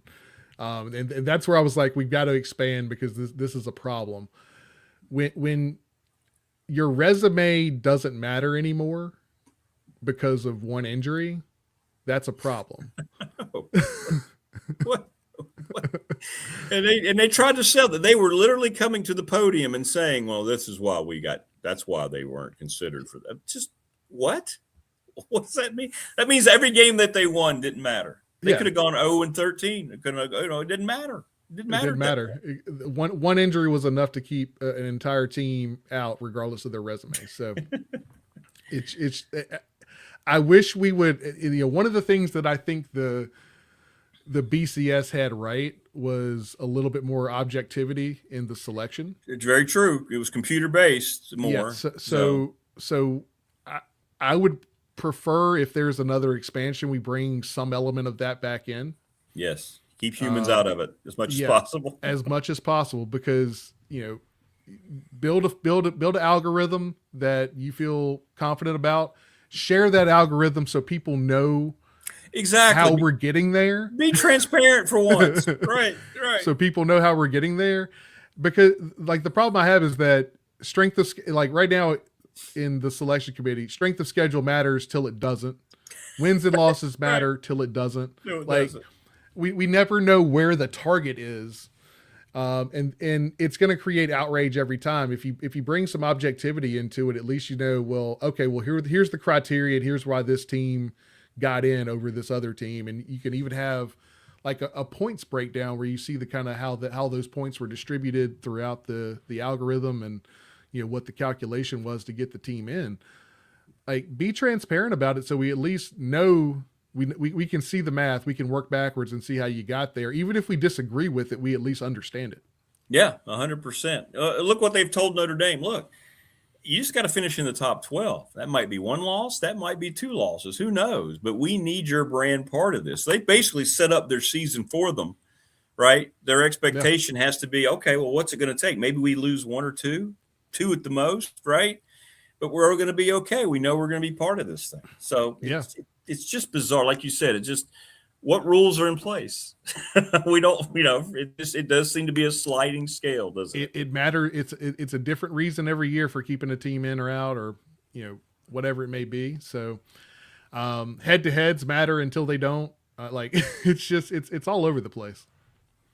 Well, and that's what Tech's trying to be. They just want it to be an afterthought. We're going to be part of this regardless. Now we have to go out and put the product on the field, and let's earn our way, into this thing. We know that we're in the pool. Now we have to become part of the tournament, and that's got to be the mindset going forward. And I think that's what it is right now. Yeah. So, and you got to position yourself to be at the top of the ACC first, because if you're not at the top of the ACC, you're probably not getting into the 12 team. So yeah. You don't necessarily have to win the ACC, but you certainly have to be playing in that championship game for sure if you want to have a chance in the 12 team. 100%. 100%. Good stuff. Good discussion, brother. So what are you guys doing this week? Yours is your week on, right? Or is it off? Yeah, we're live tonight. We're talking a little bit about James Franklin and the erasers that he's talked about on the defensive side of the ball, and we're going to kind of break down some of the all-time great Virginia Tech erasers on the defensive side of the ball. So that'll be good. We're going to talk that a little bit, see who we think might be, potentially one of those erasers on this team, and then kind of look at things from a historical perspective. I know who mine is. Cornell Brown. Yes. He started it all. I know. He started it all. I retweeted. There was a highlight reel, and you go back and you watch it. That was in the big shoulder pad era. It made him look even more intimidating, and he was so athletic. I was just like, wow, I remember that guy. That's that guy, isn't it? That's the guy who started it all. Bud Foster will tell you, Cornell Brown, the most important recruit we ever got during that era, right there. So, well, have fun tonight. So you guys will be live on Instagram. You'll be on X. You'll be everywhere, right? YouTube. Everywhere. Go check out YouTube. That's the best spot for us. But yeah, we'll be live everywhere, and then everything will be ready on the podcast platforms the next day. So check it out. All right, brother. Well, have a good one. You guys will. People, check them out tonight. 9:00, right? 9:00. 9:00. All right, yes, man. Sir. Well, stay safe, and we'll talk to you next week. I want to get the results of this, by the way. Your erasers from the past. That'll be fun. There we go. That'll be fun. All right. Appreciate all right, it, Rick. Take Always care, a man. pleasure. You too, brother. Take care. Great stuff from Brian Siegler. Didn't he look refreshed coming back from his birthday vacay?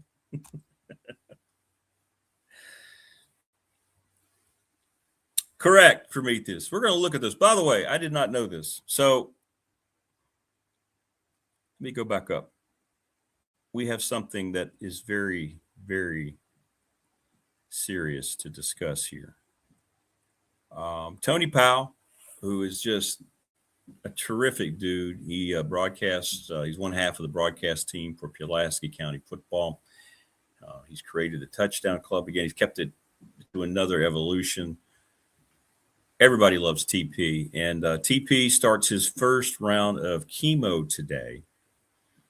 And he's saving the show to listen while he's in the chair and welcome. I'll tell you what, TP's not watching right now.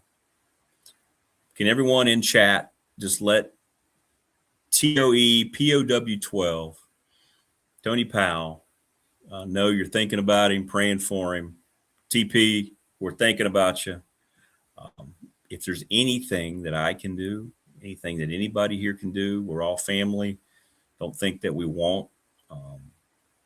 So we're thinking about you, man. And please, when you feel like it, please keep us updated. And do not hesitate to let us know, because you're a big part of this program, but you're also a terrific friend. And I'm sorry that you're dealing with this. But I know you are a very strong person. I know your faith is very strong, and I know you have a strong spirit, and I have no doubt that you will rise through this. So prayers up, brother. Prayers up as you deal with your chemo and the treatment. So thanks, everybody, in advance for letting him know. TV numbers, and here you go. Here are the top rated television numbers, a top 10 last year. And this is exactly what the SEC is holding strong on in every negotiation, in every mindset going forward. It may or may not surprise you that 8 out of the top 10 schools in terms of television ratings were from the SEC last year. Why did Alabama get in? Look, we all know. We discussed it at the time. Nobody watches any team in the country more than they watch Alabama. It's the same thing Nick Saban, well, he helped build this brand to where it is in the modern age of television viewing and resources and money. But he told Nike, he told everybody, we're Alabama. We're the brand. We don't need to wear. Remember, they wanted them, Nike presented these horrible uniforms. They were black, and then they wanted to put the elephant on the helmet. And Saban just kind of said, no, what are we doing? We're Alabama. How about they averaged last year 8.49 million viewers every time they were on TV? Why do you think they made the playoff? Why do you think all these sorry excuses were thrown out with 3 losses? There was no other excuse. It's about Alabama's TV eyes.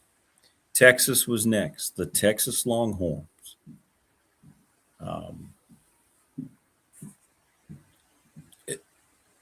Nearly 7.5, a little bit over 7.5 million viewers every time they're on TV. I don't know why. I think Geese says he's a Texas fan. For some reason, Texas being that high surprises me a little bit. Not that they're in the top 10, but they're ahead of Georgia, who's third, at 7.48 million. And then the first non-SEC school, you know who it is, right? It's Ohio State, 6.57 million. This one does surprise me. Being in the top 5 surprised me. When we talk about blue bloods, Oklahoma is 5th, 6.47. LSU does not surprise me. They're 6.42 million. Tennessee is 7th, 6.21 million. What's up, Rev? Auburn, number 8, 5.26 million. Michigan comes in at 9, 5.08, and then Texas A&M. The highest single game, though, was Michigan-Ohio State over any SEC matchup. You realize that Ohio State and Michigan last year on Fox drew 18.5 million viewers. Wow.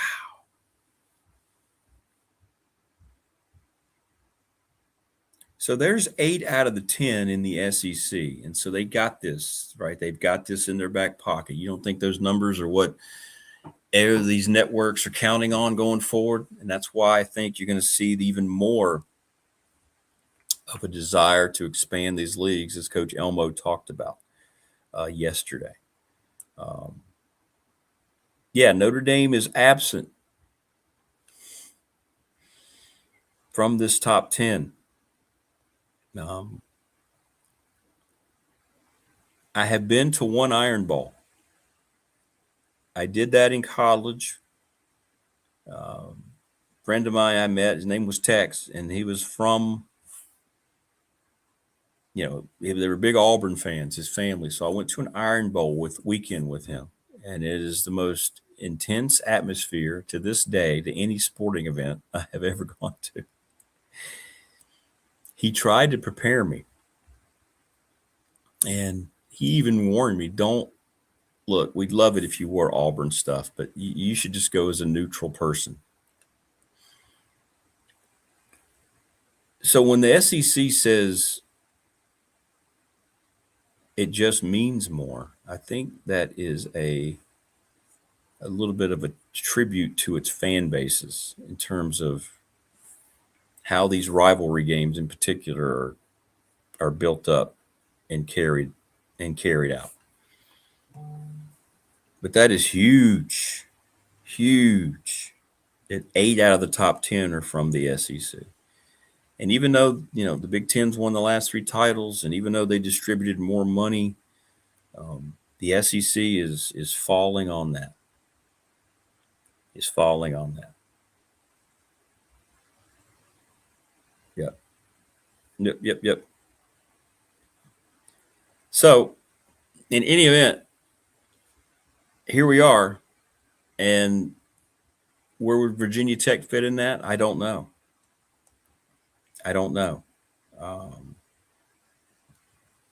Morris says Texas, I would say, is number one for several reasons. Well, they're number two. More money. They do have more money in their athletic department than any school. Is the Longhorn Network still a thing? That's a good question.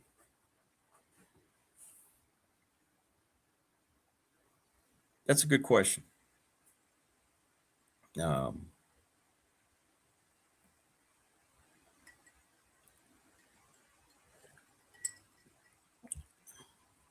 don't know.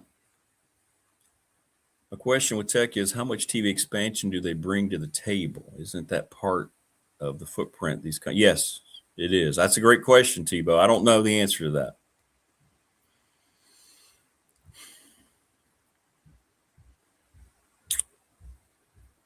That's a great question. The Big Ten has Maryland. I'm trying to think,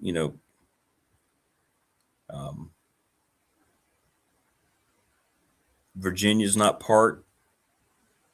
The state of Virginia is not part of the two big leagues. I don't know. That's a good question. And I think that's the question they're trying to, put an end to at the same time.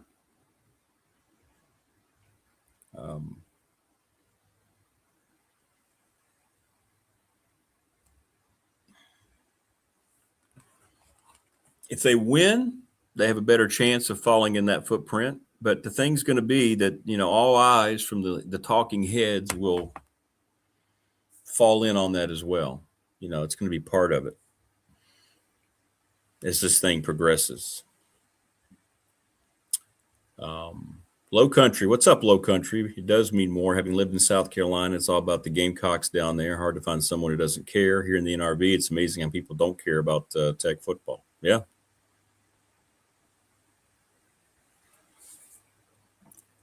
Yeah, well, they do bring Maryland, but Maryland's already in the Big Ten. That's why I'm saying that, one of the reasons I don't think Tech was ever going to be a fit in the Big Ten. Now, the SEC might see it differently because you are bringing that market in there. But that is exactly what they look for, what Tebow said. And I guess that's what they have to assess. I mean, that's why the Big Ten went coast to coast to begin with. The SEC, it's interesting. Here's the thing about all this. They're a contradiction to their own benefit. What I mean by that is when the Big Ten decided to expand, it was all about geography, right? Rutgers in Maryland, stupid, right? Well, they wanted to get tapped into that northeastern New Yorkish market with the Rutgers, and they wanted that northeastern shoreline market with Maryland. Has it given them what they needed? Not in terms of TV viewing. Those two schools, nobody watches those schools. And then they bring in UCLA and USC to take the second largest media market into their league. The SEC has kept it all. Now, they've obviously gone a little more westward with Texas and Oklahoma, but they've kept it all pretty much regionally based, and you see the benefits right there. Now, is it because they're on the ESPN networks? Does that help? Does it make it more convenient and easier for people to watch? Sure. Sure it does.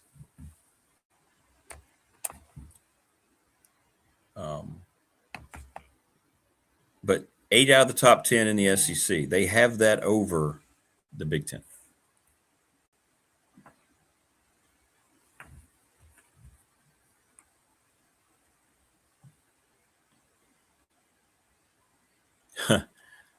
Yeah, that's true. Yeah. Money that, and all the money that, Tech's boasted about, some of these schools just look at and go, how much? Hang on. There's a wad of cash. I just pulled this out of my shoe. And nobody richer than SMU. Nobody.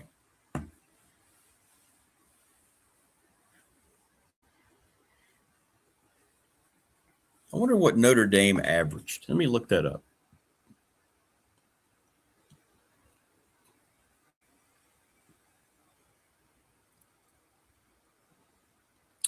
I wonder what Notre Dame averaged.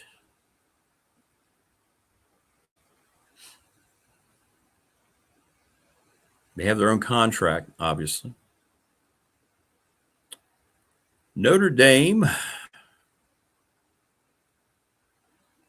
No, why did it go to that? Why did it go to EA Sports? Oh, I wanted.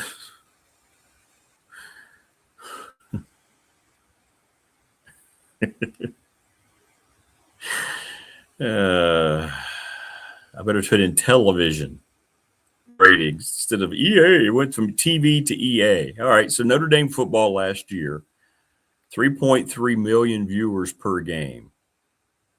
So they fall outside of the top 10.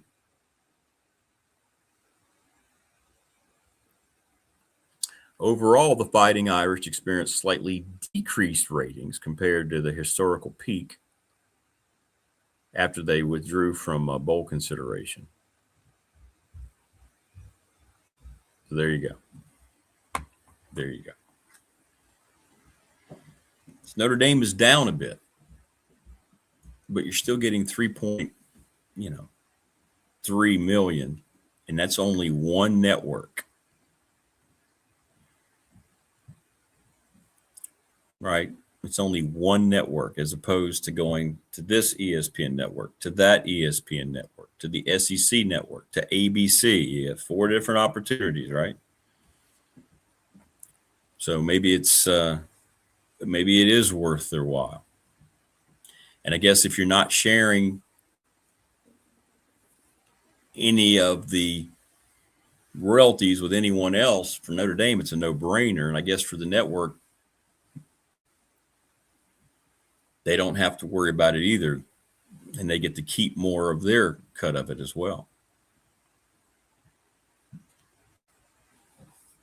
I was told, by the way, speaking about that, I did have a conversation with Big Ten guy over the weekend. And I said, what's all this noise about UVA in the SEC? It makes no sense to me. I said, we're talking about on the show. And he goes, well, from what I understand, he goes, the only reason the SEC has shown any interest at all in Virginia, or at least saying they have interest, is because the Big Ten presidents are already going around telling people that they're coming, that they're one of the schools that will join their league. Take it for what it's worth, but he's not been wrong one time. So maybe the SEC is just kind of acting like, hey, we're going to put this out there, and maybe they're trying to, but it makes no sense. It's not made any sense from the get-go, especially when you see that the SEC has all these teams ranked. Virginia's not going to bring any extra television ratings to the SEC's almost monopoly of the top 10. Now, the presidents in the Big Ten they value so highly the academic brand of UVA. Well, I mean, I'm talking about the ACC, Morris. I guess I should have said the ACC. SMU has got the largest funding in the ACC. I think that's what I meant to say there. But yeah, Texas overall has the richest athletic department, and they boast about it quite frequently.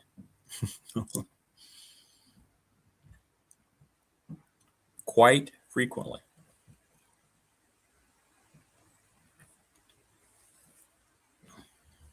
Quite frequently.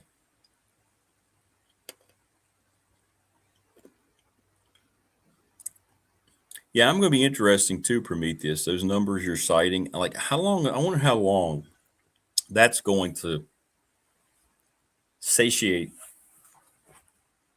these athletic departments with the rising costs of everything. Right?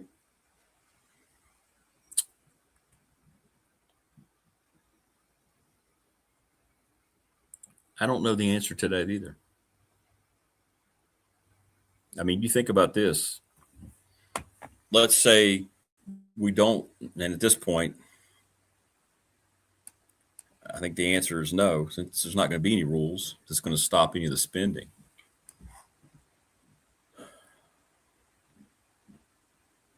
If you have a $60 million football roster, you have to construct every year just to be at a certain level.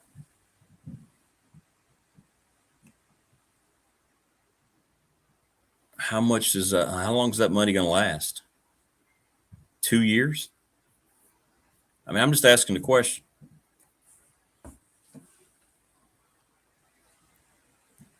But anyway, that's the answer I got. No, you're right, Morris. I meant to say, if I didn't say ACC, that's on me. That's on me. Family Fencing, by the way, 540-200-8294. Get a free quote from them today, familyfencingnrv.com. McClellan Chiropractic, sponsor of our chat room. Thanks to Mark Hunley. I'm going to go see him tomorrow. And hopefully we can get some video of all the great stuff that they have going on over there.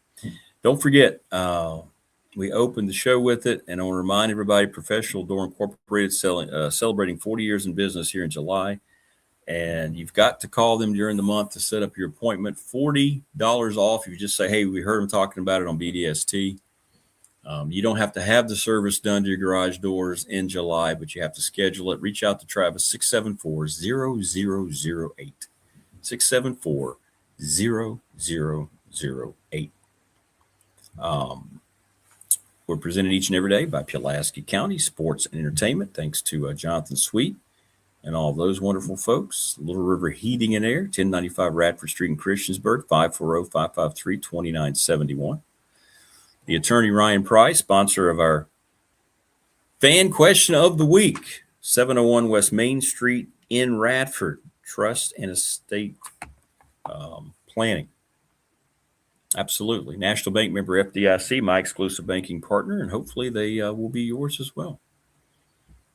Lawson's Mobile Home Supply. Give James a call, 540-381-8011. They're at 300 North Franklin Street in Christiansburg. The NRV Super Bowl, 382-5525, and we are going to be headed there on the 18th for our bash. Be sure to come out and hang out with us on the 18th. We're going to start around 6 o'clock, and you are welcome. So I know we have to get them a head count here, and I'm thinking maybe we tell them, 30 people, Morris, 20, 30 people? I mean, I know people will intend to be there, and things always pop up, especially on the weekends. I wouldn't think any more than that. Maybe I'm wrong. But thanks to Terry and Amanda for hosting us, and go see them all the time. They've put in a lot of money to the Super Bowl. It is really cool over there. ReadySetFund.com, Bob Christ, BOBCRST11 at Gmail. Read and know about how a series of text messages can make a lot of money for your school group, sports team, whatever it may be. Good stuff.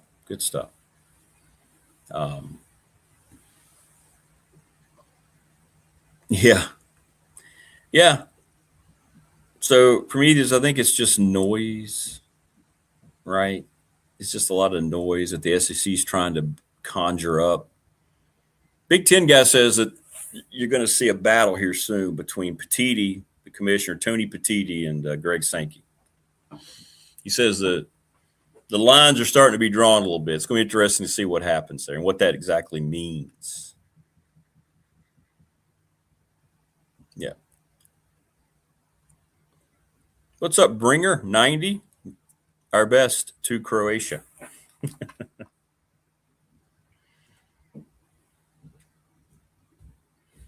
Coach Elmo says Miami will definitely bring in more ratings. Yeah, they will. People are going to watch them. The Canes, they are their brand. If they win, the U is something that will carry them forward. No doubt about it. Florida State used to have that a little bit. I'm not sure they have that as much as they used to because they haven't recovered since they were left out of the playoff when they were 13-0. But it's a good conversation now. Thanks to Brian Siegel. Joining us now on the program, courtesy of Louise Baker, Louise Baker Team Long and Foster. He's outdoors, you know. It's Mike Burnham. Where are you? What are you doing? Oh, I see palm trees. I know where you are. How about that? Can you see in the distance there, Rick? We got a little bit of water back there. Oh, look at that view. Yes, I do. Wow. It's not bad. on my front deck looking out. Yes, indeed. My goodness gracious. Well, how's it going down there since you got down there? How was your 4th? 4th was great. Had some great fireworks we could see from the deck and had some great food. It's been delicious, and the weather's been perfect. Man, oh, man, there's a couple little clouds in the sky today, but it's been awesome whole time we've been here. And we'll head back later this week and get ready for next week. Back to the grind. But, yeah, it's been great so far. Well, how many folks did you end up at the house to celebrate the 4th of July? I know you said expect a pretty large group. Yeah, I think we ended up, it wasn't quite as big. I think we had about 12 or 14, 16 here maybe for the 4th. And it's back down to about 10 or 12. And, yeah, so it's been good. A couple of people have come and gone. And, yeah, but it's been fantastic. And, again, just some great food. My buddy down here got us hooked up with some fresh fish. So we've had some Gulf shrimp. We have had some fresh grouper. And we've got some yellowfin tuna, and we got some snapper we're going to have tonight. So, yeah, it's been delicious so far. What is your favorite? If you had to pick one, what's your favorite type of fish? Like just your pure fish. What do you like the best? Probably grouper. It's a nice white fish, and gosh, I think the fish that Tony, his guy, said he caught was probably about 40 pounds, and that thing was thick. I mean, it had to be 3 inches thick in the middle. And so, yeah, it was all filleted. We just threw it on the grill, had some great sauce on it, a little bit of garlic, a little bit of Old Bay, had some different kind of seasonings on there, some olive oil, butter. And, I mean, it's a nice white fish, came out just absolutely delicious. And so, yeah, that was big time. That was good stuff. People in chat complimenting your tan. You do look great. You look at that. You got that nice. You got the natural bronze going, my friend. So. I got a shade or two, a darker shade of gray. Is Rolf down there with you? Did Rolf jump in there with you this year? No, he stayed down in Fort Lauderdale. They were having some stuff going on down there, and he stayed down in Lauderdale, and I think he's had good weather as well, but it's been fun. Yeah, I'll tell you, I had a couple of my teammates here, Rick, the other day, and yeah, I guess it was, gosh, it must have been Sunday. And, you know, we called up one of our former coaches, picked up the phone right away, Dan Henning. How about that? Dan Henning was our offensive.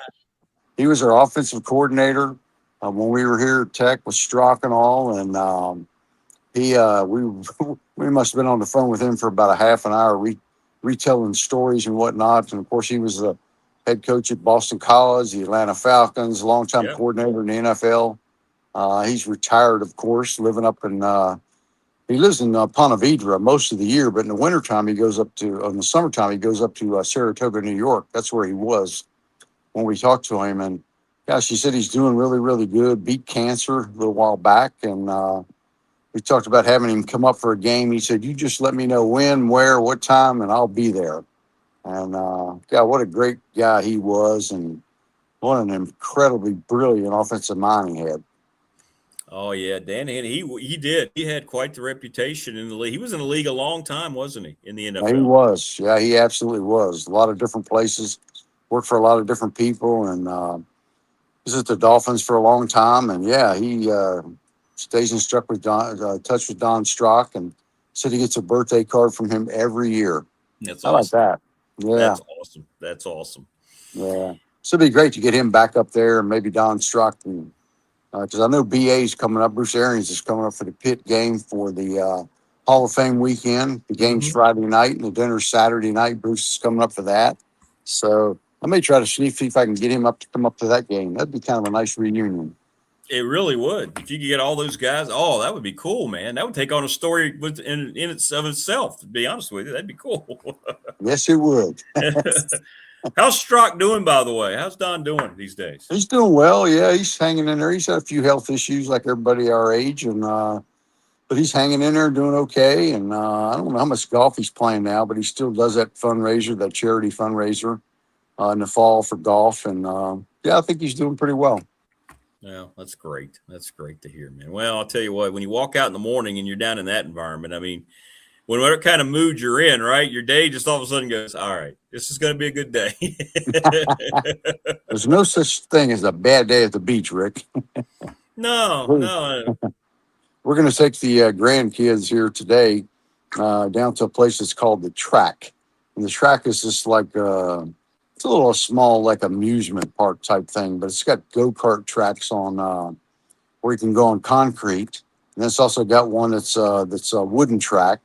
So we're going to take them on out. They got bumper boats and they got stuff like that. So we're going to go down there this morning at about 10 o'clock and when it opens and have a good time with them. That'll be fun. Yeah. Louise Baker, thanks to her for Mike Burnup's appearance. Louise down there with you? I figured she may have stowed away in your suitcase down there. We have been texting back and forth, and she did let me know that kind of a friend of ours, one of my former teachers, Peg Driscoll, she was at Virginia Tech for the longest time. One of the best teachers I had, PE teacher. She was at Virginia Tech forever, Peg Driscoll. And then she passed away. They're going to have her funeral and all that stuff. Yeah, I think she was 92, I think. But she passed away. I know, it was sad. She was one of the best I had. Loved that lady. Stayed in touch with her afterwards. She went to we still go to went to the same Catholic church for a long time and used to see her in church, and we'd have some good memories and laughs about some of the guys and what we did in class. She taught all kinds of stuff in PE, even square dancing, Rick. And she made us do a square dance song. We had to come up with a song and the lyrics and all that, like the swing your partner do-si-do. Yeah. And here we go and around we go, something. I mean, it was, that's you cool. talk about a classic now. Seeing these football players doing that, that was a sight. A sight for sore eyes. Yeah, a sight for sore eyes. Yeah. Just thinking about mentioning Coach Henning, I know you have a lot, but you think about when you got to Tech and you started your career and you were developing as a person and a football player. You were just, I mean, those coaches and how important they were, right? Once you got to Tech to help you with all that, when guys like Dan Henning, when you got there. I know. I told him the other day, it was so different when Jerry Claiborne was there my first 2 years. I mean, all he believed in was running the football, defense, and special teams. He wasn't a passing guy, right? He said, when you throw the football, 3 things can happen and 2 of them are bad. Right. That was the old school back then, right? And then Charlie Coffey comes in and gets Dan Henning as the offensive coordinator. And I mean, we're throwing the ball all over the yard, right? I mean, we'd open up the game with long stretch passes down the sideline and all kinds of stuff. And it kind of made Don Strock what he was today. And so, yeah, it was so much different and all that sort of stuff. But, yeah, he had a great impact. And, after our junior year, Dan left and went to, I think he went back to the NFL. He had a chance to go back to the NFL, left us. I told him the other day, I said, you know what? I said, if we had a transfer portal back then, or he might have went back to Florida State. I forget which. I said, if they had a portal back then, I said, I thought about leaving, man. I said, what you did for Virginia Tech that year and putting us on the map and our offense was great. I hated to see you leave. Yeah. Because then the next guy, the coordinator that came in was Wally English, who became a head coach later on, but totally different offense and not near as fun and not as people didn't have near as much success either for the first part of the season because he ran a different offense and then went back to what Henning ran. He got smart. Yeah. So he tried to change what was working and maybe not. Maybe not. Like, dude, you got Don Strock. Come on, man. Yeah, right. How did that change your approach when all of a sudden you had somebody, hey, the ball's going to be in my hands for a change. I'm not just sitting there helping somebody else run by me at the line of scrimmage. No, I know.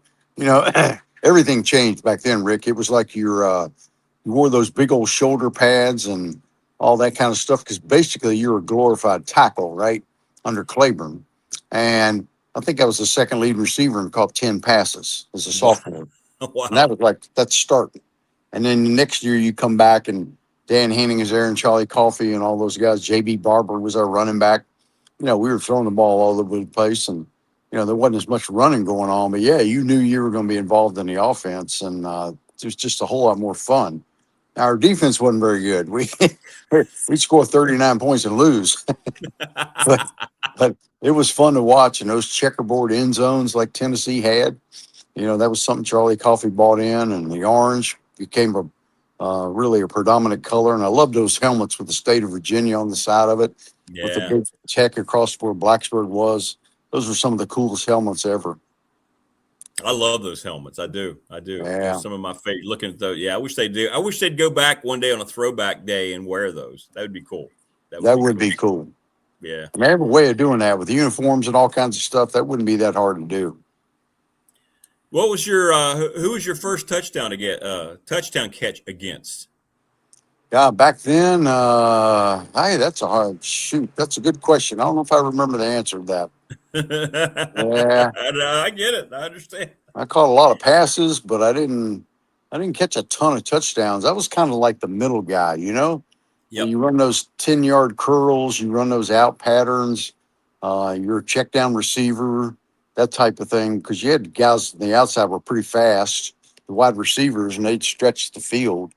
But sometimes that would leave the middle open, and so I was more kind of that middle guy. So, but it was fun. What a great offense, fun offense. I love when teams would blitz and you were the hot receiver. I mean, I caught a ton of passes that way too. You just released because you knew the linebackers were gone. Yep. So you had that one-on-one coverage with the safety, and he was kind of back a little bit, and you'd catch that ball 5 yards off the line of scrimmage and just kind of take off till they catch up with you. It was a fun offense, I'm telling you. Well, along those lines, Brandon asking you, Mike, what are you looking most forward to with football this year? I'm guessing maybe that position, tight end, right? Tight end might be you. You're going to be excited to see how those guys contribute. I know Luke Reynolds. There's so many of them right now, and that room is so talented. Those guys, Luke Reynolds came from Penn State, and you got Benji Gosnell and Jarekus Harrison. Those guys are really, really talented. They all have a little different skill set, but they all got good hands. And the way they caught the ball in the spring game, 17 catches with all the tight ends, the quarterbacks. I think that's something to definitely look forward to because, when just didn't seem like they got more involved in the offense the last few years. And you could see there in the spring game, they're good check down receivers. If the outside's covered, they're good across the middle. They can stretch the field because all those guys can run. So that is one thing I'm definitely looking forward to. Yes. Well, it just opens up so much. We've been talking about a lot this week with Grantham and with Coach Elmo, about 12 and 13 personnel and the problems that it creates for coordinators. It's always like, that's the one offense that I'm looking forward to. This kind of football that I like. I never have liked all this spreading out. I never have liked the spread and all that. And you hear these guys break down the advantages of it, Mike. Well, you know it. I mean, you were part of it. You understand what it means, but it is almost today. It's kind of come back as being the perfect offense, I think, in college football. I really do. Yeah. Yeah. And you've had to change your defense to kind of match up with them because football is all about matchups, and trying to get the advantage and of what you can do and what you can't do and all that sort of thing. So yeah, it's a big difference, and it does create some issues for sure, especially when you got tight ends that can run. And they definitely have some of that there. Well, I know you'll get back next week. When is the final appearance for James Franklin in Roanoke, right? It's going to be going to be Monday night the 13th. Yeah, Monday the 13th at Hotel Roanoke. I'm pretty sure it's sold out. Probably going to be 600 people there. We got a nice reception planned beforehand and sit-down dinner. It's going to be great, and that'll be the last one. And then they'll get a little more vacation, then it's back to the grind for them. You won't see much of those guys till about January. They'll be in the groove by then when they come back. And I think some of the workouts have gone very, very well so far. And, it's going to be fun to see how those guys developed in the off season because that's when a lot of the stuff happens. You get bigger, faster, stronger. And, some of those guys come to the top in terms of leadership and – all those sorts of things. And so that should be fun. when you look at this team, like there's so much, a lot of people are so excited about the amount of depth, the talent. The bottom has been raised very significantly. But if you looked at some things, and I won't necessarily say it's a major concern for you, what are you going to be keeping an eye on once we get closer to camp? You want to see develop a little further before Tech gets going here? I think the offensive line, I want to see those guys that weren't able to go through spring practice, really both sides of the line, because, people talk so much about skilled people and all that. But, man, if you don't have linemen on both sides of the ball, you're not going to go very far. And I think so many of those guys were out in the spring on the offensive line. I think the core is good. I think he's got 8 or 9 guys that can play. But some of those guys came with pretty good credentials, and I think they will certainly challenge for playing time. And if they come along and show there'll be great competition there, and that'll only help them. Same way on the defensive line. They were a little bit thin there, and I think you need a little more depth. And there were a couple of guys that were hurt in that regard as well. Yeah. And still, I think the cornerbacks and safeties, that's still a little bit of a work in progress in terms of depth. So I think that's something that needs to be shored up as well. I think the offense is going to be good enough to score points, a lot of points. And I'm hoping the defense has enough skill to be able to do what you want to do. I mean, it's like James Franklin talks about. You got to have these guys that are erasers. They can make a play when you need it and change the course of the game. The Corey Moore type guys and the Bruce Smith type guys that can make something happen. Like when Corey Moore took over that Clemson game with Brandon Streeter was the quarterback and had to strip sack for the touchdown. That Ren Lane Stadium was rocking, man. I mean, those are the kind of guys you got to have. And so that depth on defense needs to be there so you can be able to play the kind of defense you want. If you got good cornerbacks and defensive ends that can force pressure on the quarterback in terms of the ends, and then, play that man-to-man coverage on the outside, that can free you up to do a lot of different things on defense. And I think that's a big plus I'm looking forward to seeing. Yeah, I'd agree. The O-line is always going to have to be a concern and make sure they have the right chemistry there. And then defensively, too, I'm very curious to see how things develop there long term. Yeah. I think that's going to be because I think you're right. I think the offense, if the O-line is just capable, I think the offense has a chance to really score some, quite a a couple of those running backs, were out in the spring, too. So, when you get Hawkins back and some of those kids that transferred in and the portal guys, that's going to be good competition there, too, with Jeffrey Overton and all those. I think that room can be good. But, again, that running game is only as good as that offensive line. And so those guys have got to come together. That's that old saying. It's what's up front that counts. Yeah. Yeah, that's right. That's right. That's right. Hey, before we let you go, Mike, appreciate you joining us on vacation. This is year 45 for you, right? Is that right? Coming up in the booth? I think might be 44. I think it's 44. 44? Okay. I think so. Right. People were asking in chat. So 44 years for Mike in the booth. Wow. 4 decades, 4.5 decades. Just goes to show you, damn, how many fourth quarters ago that was, right? As Coach Beamer would say, that's a lot of fourth quarters. You started, was it Jeff Charles you started with? Is that right? Jeff Charles and Bill Dooley. Yeah. We're going to run that sweep style play around the right side and come back and run it up the middle. Billy Hyde had a great, hey, diddle, diddle, we're coming up the middle. I've forgotten that Bill Dooley was on the broadcast. Oh, yeah. We were there 5 years with them, those two guys. And then, obviously, then Beamer came. And that was a long run with Coach Beamer. And then, of course, kind of changed a little bit after that with Coach Fu and then Brent Pry. Yeah. Wow. Not as mirroring. Hey, I've worked with a lot more basketball coaches, though. I know. That's been a revolving door for years. I miss Jeff. It's hard to believe he's gone. It really is. I know. He was the best. Yeah, he stayed in touch with him for years and years and years. And Debbie, his wife. Yeah, they were great people. Yeah, great people. Great people.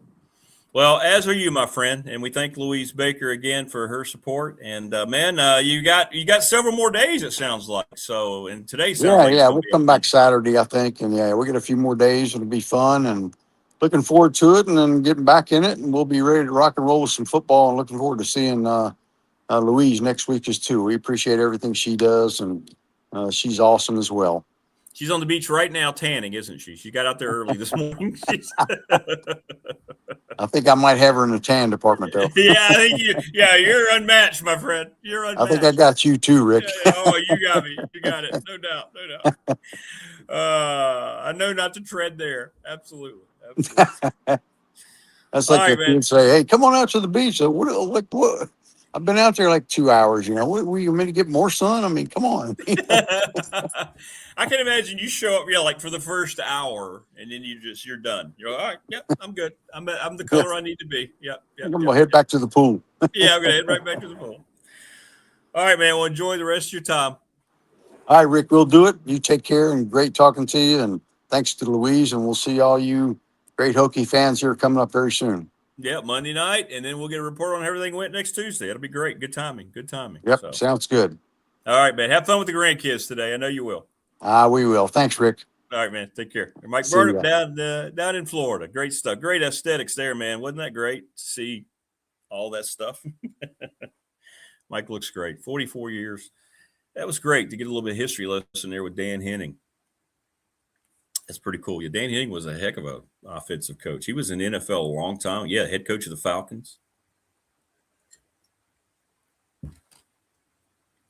Yeah, y'all remind me. I got to remind Mike if he can be there at the Bash on the 18th at the Super Bowl. I guarantee you Mike's a good bowler. Because Mike's still a good athlete. He's a really good tennis player, things like that. I guarantee you he can bowl. I guarantee you he's really good. Coach Elmo's going to be there too. That might draw him there. Or help draw him there. Good stuff. 44th year coming up for Mike. But I knew he'd be excited about the tight ends. I mean, that was kind of a no-brainer, right? He's got to be. Of course he is. Good stuff from Brian and from Mike today, as always. Again, Marva is not where she not in her new house yet. So she has no internet. She was hoping it would be resolved. So that's why she couldn't join us today. Make sure you give Travis Williams, Professional Door Incorporated, a call. Do it today. Don't forget, make a note. If you have a garage door, you want to get, it's been a while since I had my garage door. Preventative maintenance is the key, so you're not paying out a lot of money. $40 off. You heard us talking about it. Just call Travis, 674-0008. And tell him you heard us talking about it here on the program, and you immediately get $40 off your bill. Off your bill. $40 off your bill for your service.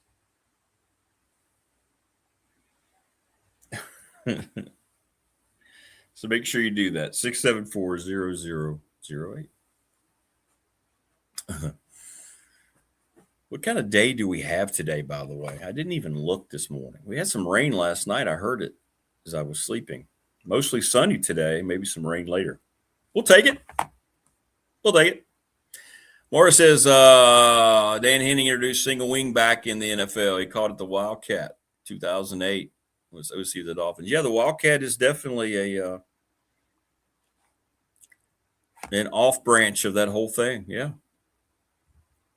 Absolutely. It didn't, I guess from time to time you'll see it.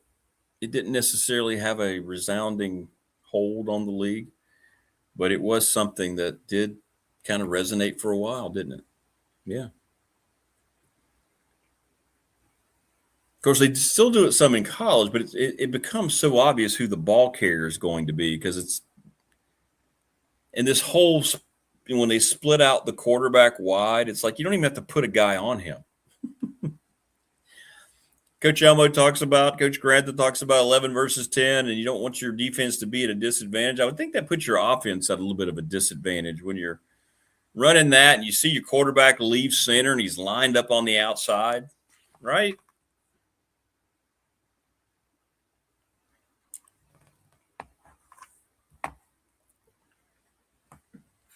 At least that's, just me looking at it from that perspective. Like, do you even need the guard be concerned at all with the quarterback. Seems like in our next segment of Ask Elmo, which I think that's what it's going to turn into, as many of you suggested yesterday.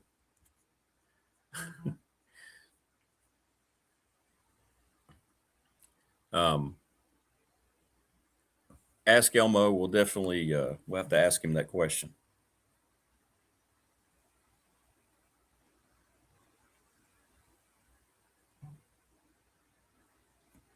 So there we go. But good stuff today. Tomorrow, I know we'll have Keon. I don't know what else after that. I believe I have to reach out to Damien. I think Damien said he was back traveling this week. I don't remember. So we'll see what we have. Heck, we had such a good discussion amongst ourselves. Maybe we can just do that again. That was great. Chat, you were great today. I mean, chat, you're always good, but that was fun today. We talked about all sorts of stuff today.